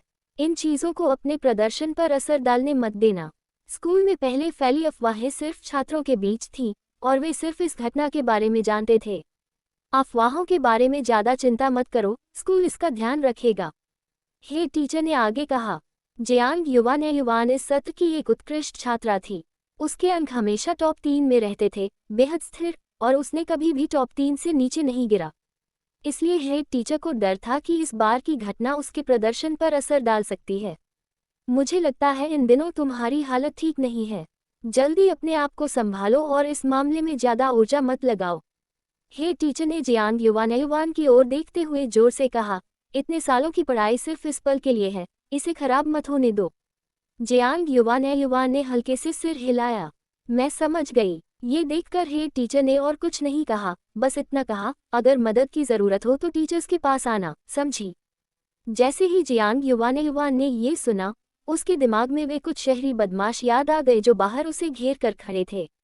हेड टीचर ने उसके चेहरे का भाव देखा और समझ गया कि उसे मदद चाहिए। उसने जोर से पूछा, क्या कोई शर्मिंदगी वाली बात है? अगर मदद चाहिए बस मुझे बता दो, टीचर जरूर मदद करेगी। जियांग युवान ने होंठ सन करे और उन्हें वह कहानी सुनाई कि कैसे पहले वे बदमाश उसे रोक चुके थे। हे टीचर का चेहरा गंभीर हो गया। वह तुरंत उठ खड़ा हुआ। ऐसी बड़ी बात के बारे में मत बोलो, अगर कुछ अनहोनी हुई तो। फिर उसने दरवाजे पर रिसेप्शन रूम को कॉल किया और पूछा कि क्या बाहर कुछ शहरी युवा खड़े हैं। सकारात्मक उत्तर मिलने पर हेड टीचर ने फोन रख दिया और जियांग युवान से कहा, चिंता मत करो, हम इस मामले को सुलझा देंगे। इतना कहकर वह बाहर चला गया। जियांग युवान ने उसकी पीठ को देखा, पर वह पीछे नहीं गई, क्योंकि हेड टीचर ने कहा है, वह निश्चित ही इसे संभाल लेगा। वह वापस क्लासरूम गई और अपना सामान पैक किया। उसे सिल्क फैक्ट्री जल्दी जाना था। जैसे ही वह स्कूल के गेट की तरफ बढ़ी, गेट पर हलचल थी। एक पुलिस कार अपनी लाइट फ्लैश कर रही थी और उन लोगों को फिर से ले जा रही थी। वे कुछ लोग असमंजस में थे। साफ तौर पर उन्हें समझ नहीं आ रहा था कि उन्हें अभी अभी रिहा करने के बाद क्यों गिरफ्तार किया गया। जियांग युवान ने नजरें नीचे कर ली। वो सोच रही थी कि हेड टीचर का कोई बेहतर समाधान होगा, लेकिन उसने वैसा ही समाधान देखा। ये लोग कोई अपराध नहीं कर रहे थे। अभी अगर उन्हें पकड़ भी लिया गया तो ज़्यादा से ज़्यादा 2 दिन में रिहा कर दिया जाएगा और उन्हें कोई शिक्षा नहीं मिलेगी। जब उन्हें छोड़ा जाएगा वे फिर से परेशान करने आएंगे। सबसे मूल और स्थायी तरीका यह है कि उन्हें आने ही ना दिया जाए।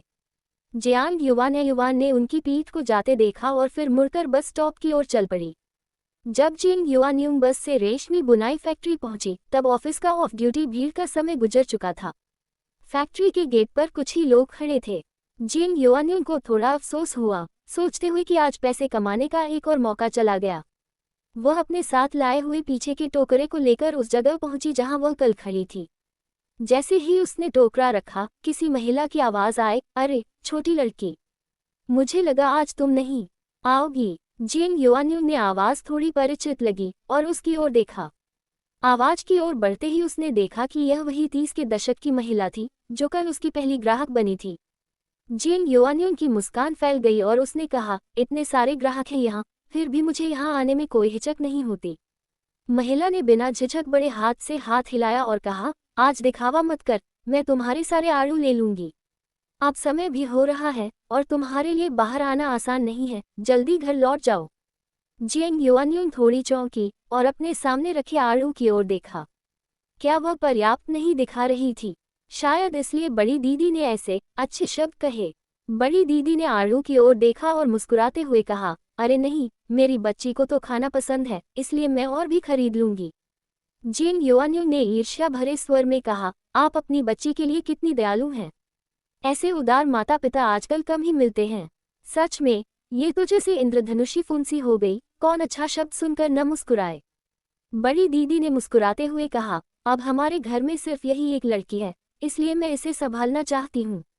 थोड़ी देर रुककर उसने फिर आड़ू की ओर देखा और कहा, वैसे तुम्हारे आड़ू सच में बहुत अच्छे हैं। पूरा परिवार इन्हें पसंद करता है, या फिर मैं बेवकूफ़ हूँ, पैसा बर्बाद कर रही हूँ, जबकि ये स्वादिष्ट हैं। जियांग युवान ने सिर हिलाकर सहमति जताई। अगर आप सारे आड़ू लेना चाहती हैं तो मैं थोड़ा सस्ता दे दूं, 70 सेंट प्रति पीस, कैसा रहेगा? जियांग युवान हंस पड़ी। उसने जमीन पर रखे 16 आड़ू उठाए। 70 सेंट प्रति पीस के हिसाब से ये 11 से ज्यादा युआन होते। सौभाग्य से आड़ू तो मुफ्त थे, खेती के खर्चों की चिंता नहीं थी। बड़ी दीदी ने ये सुनकर चेहरा खिल उठाया और कहा, तुम छोटी लड़की न केवल मीठी बात करती हो बल्कि चतुर भी हो। फिर उसने 12 युआन निकालकर उसके हाथ में रख दिए। छोटी लड़की, तुम्हारे लिए ये आसान नहीं है, बस 12 युआन लो और मैं तुम्हारा फायदा मत उठाऊंगी। जियांग युवान हल्के से सिर हिलाकर सहमति दी। अगर आपके आड़ू अच्छे हैं तो अपने रिश्तेदारों और दोस्तों को भी बताए। बड़ी दीदी थोड़ी देर सोची, फिर बोली, अच्छा याद आया, अगर तुम यहाँ स्टॉल लगाओगी तो लोग आते जाते रहेंगे। अगली बार तुम सीधे फैक्ट्री के घर के द्वार पर आओ, ये ज्यादा आसान और तेज होगा। फिर उसने हाथ बढ़ाया और एक दिशा की ओर इशारा किया, देखो, वह सबसे ऊंची बिल्डिंग हमारे फैक्ट्री का घर है। यहाँ कई परिवार के सदस्य रहते हैं जो काम नहीं करते और वे यहाँ की सब्जी मंडी से कुछ नहीं खरीदते। जियांग युवान थोड़ी समझ नहीं पाए, लेकिन उसने हल्के से सिर हिलाया और मुस्कुराई। कृपया मुझे दिखा दो। बड़ी बहन शायद सच में मान बैठी थी कि जियांग युआन असली है, इसलिए उसने सच में उसे घर की तरफ ले जाना शुरू कर दिया। जियांग युआन तुरंत अपनी टोकरी ले ली जो वह उठा रही थी। इसे मैं उठा लेती हूँ। बड़ी बहन ने उसे ऊपर से नीचे देखा और हंस पड़ी। तुम्हारे हाथ पांव इतने पतले हैं, मैं ही उठा लूंगी। इतना कहकर उसने आगे बढ़ना शुरू कर दिया और जियांग युआन कुछ कहने की कोशिश भी नहीं कर सकी। जियांग युआन अब ज्यादा विरोध नहीं कर रही थी। मैं तुम्हें बता दूं, सिल्क फैक्ट्री के कर्मचारी बहुत अमीर होते हैं और अब हर परिवार में बस एक बच्चा होता है, इसलिए वे अपने बच्चे के लिए खुशी खुशी खरीदते हैं। बड़ी बहन ने जियांग युआन को आंख मारते हुए कहा। ये सच था। साधारण माता पिता हमेशा अपने बच्चों को सबसे अच्छा देना चाहते हैं। चाहे वे खुद न खा सके, वे बच्चों के लिए देंगे। और अब जब केवल एक बच्चा होता है तो बच्चे को सबसे अच्छा देने की सोच स्वाभाविक होती है। बड़ी बहन और जियांग युआन रास्ते में बातें करते हुए आगे बढ़ रहे थे और साथ ही यह जानना चाहते थे कि ये आड़ू उन्होंने कहाँ से लाए। जियांग युआन ने अपनी आंखें बढ़ाकर कहा, ये मेरे रिश्तेदारों ने गांव में उगाए हैं। पूरे देश में ये अनोखे हैं और इन्हें बेचने वाला सिर्फ मैं ही हूँ। अरे वाह, ये तो सच में कीमती हैं। अगर ऐसा कह रहे हो तो क्या तुम इन्हें बाजार वाले दाम पर बेच रहे हो? कहीं तुम्हारा नुकसान तो नहीं हो रहा? बड़ी बहन गंभीरता से पूछी। स्पष्ट रूप से उसने जियांग युआन की बात पर विश्वास कर लिया। पिछली रात जब उसने घर पहुंचते ही आड़ू तोला। 2 किलो आड़ू वाकई काफी थे और हर आड़ू का वजन लगभग 1 किलो था। बाजार में अगर आड़ू दिखने में अच्छे और स्वाद में बढ़िया हों तो कीमत भी ज्यादा होती है। यहाँ तक कि सेब भी 1-2 रुपये में बिकते हैं। ये आड़ू तो सेब से भी बेहतर थे। जियांग युआन तो बस बकवास कर रही थी, लेकिन जब उसने बड़ी बहन की यह सवाल सुनी तो थोड़ा दोषी सा महसूस हुआ। उसने हंसते हुए सिर हिलाया। नुकसान तो नहीं है, बस थोड़ी मेहनत का खर्च है। इतना कहकर उसने बहुत सहजता से विषय बदल दिया। देखो, पहुंचने ही वाले हैं, है ना? बड़ी बहन ने उसके हाथ की ओर देखा और जल्दी से सिर हिलाया। सच में? मुझे तो उम्मीद भी नहीं थी कि ये इतनी जल्दी हो जाएगा। इतना कहकर उसने जियांग युआन को घर के आंगन में ले गई। देखो, ये वही गेट है जिससे हम आमतौर पर जाते हैं। सिल्क फैक्ट्री से काम खत्म करके आने वाले लोग ज्यादातर यही गेट इस्तेमाल करते हैं। बड़ी बहन ने बताया। उत्तर की तरफ भी एक छोटा गेट है, लेकिन वहां से ज्यादातर लोग नहीं आते। अगर तुम्हें अपना ठेला लगाना है तो बस इसी गेट के पास लगाओ। बात करते हुए उसने जियांग युआन को सब कुछ दिखाया। जियांग युआन ने चारों तरफ देखा और सिर हिलाया। और तुम्हें क्या लगता है, क्या यहाँ कोई गली है? अगर तुम इस गली से चलो तो जल्दी ही एक बड़ा सब्जी बाजार दिख जाएगा। वहाँ की कीमतें सस्ती होती हैं। हम अक्सर वहीं से सब्जियां खरीदते हैं। बड़ी बहन ने आगे बताया। जियांग युआन ने उस गली की ओर देखा जहां उसने इशारा किया। तुम्हारा बहुत बहुत शुक्रिया, वरना मुझे तो पता ही नहीं चलता। जियांग युआन ने दिल से धन्यवाद दिया।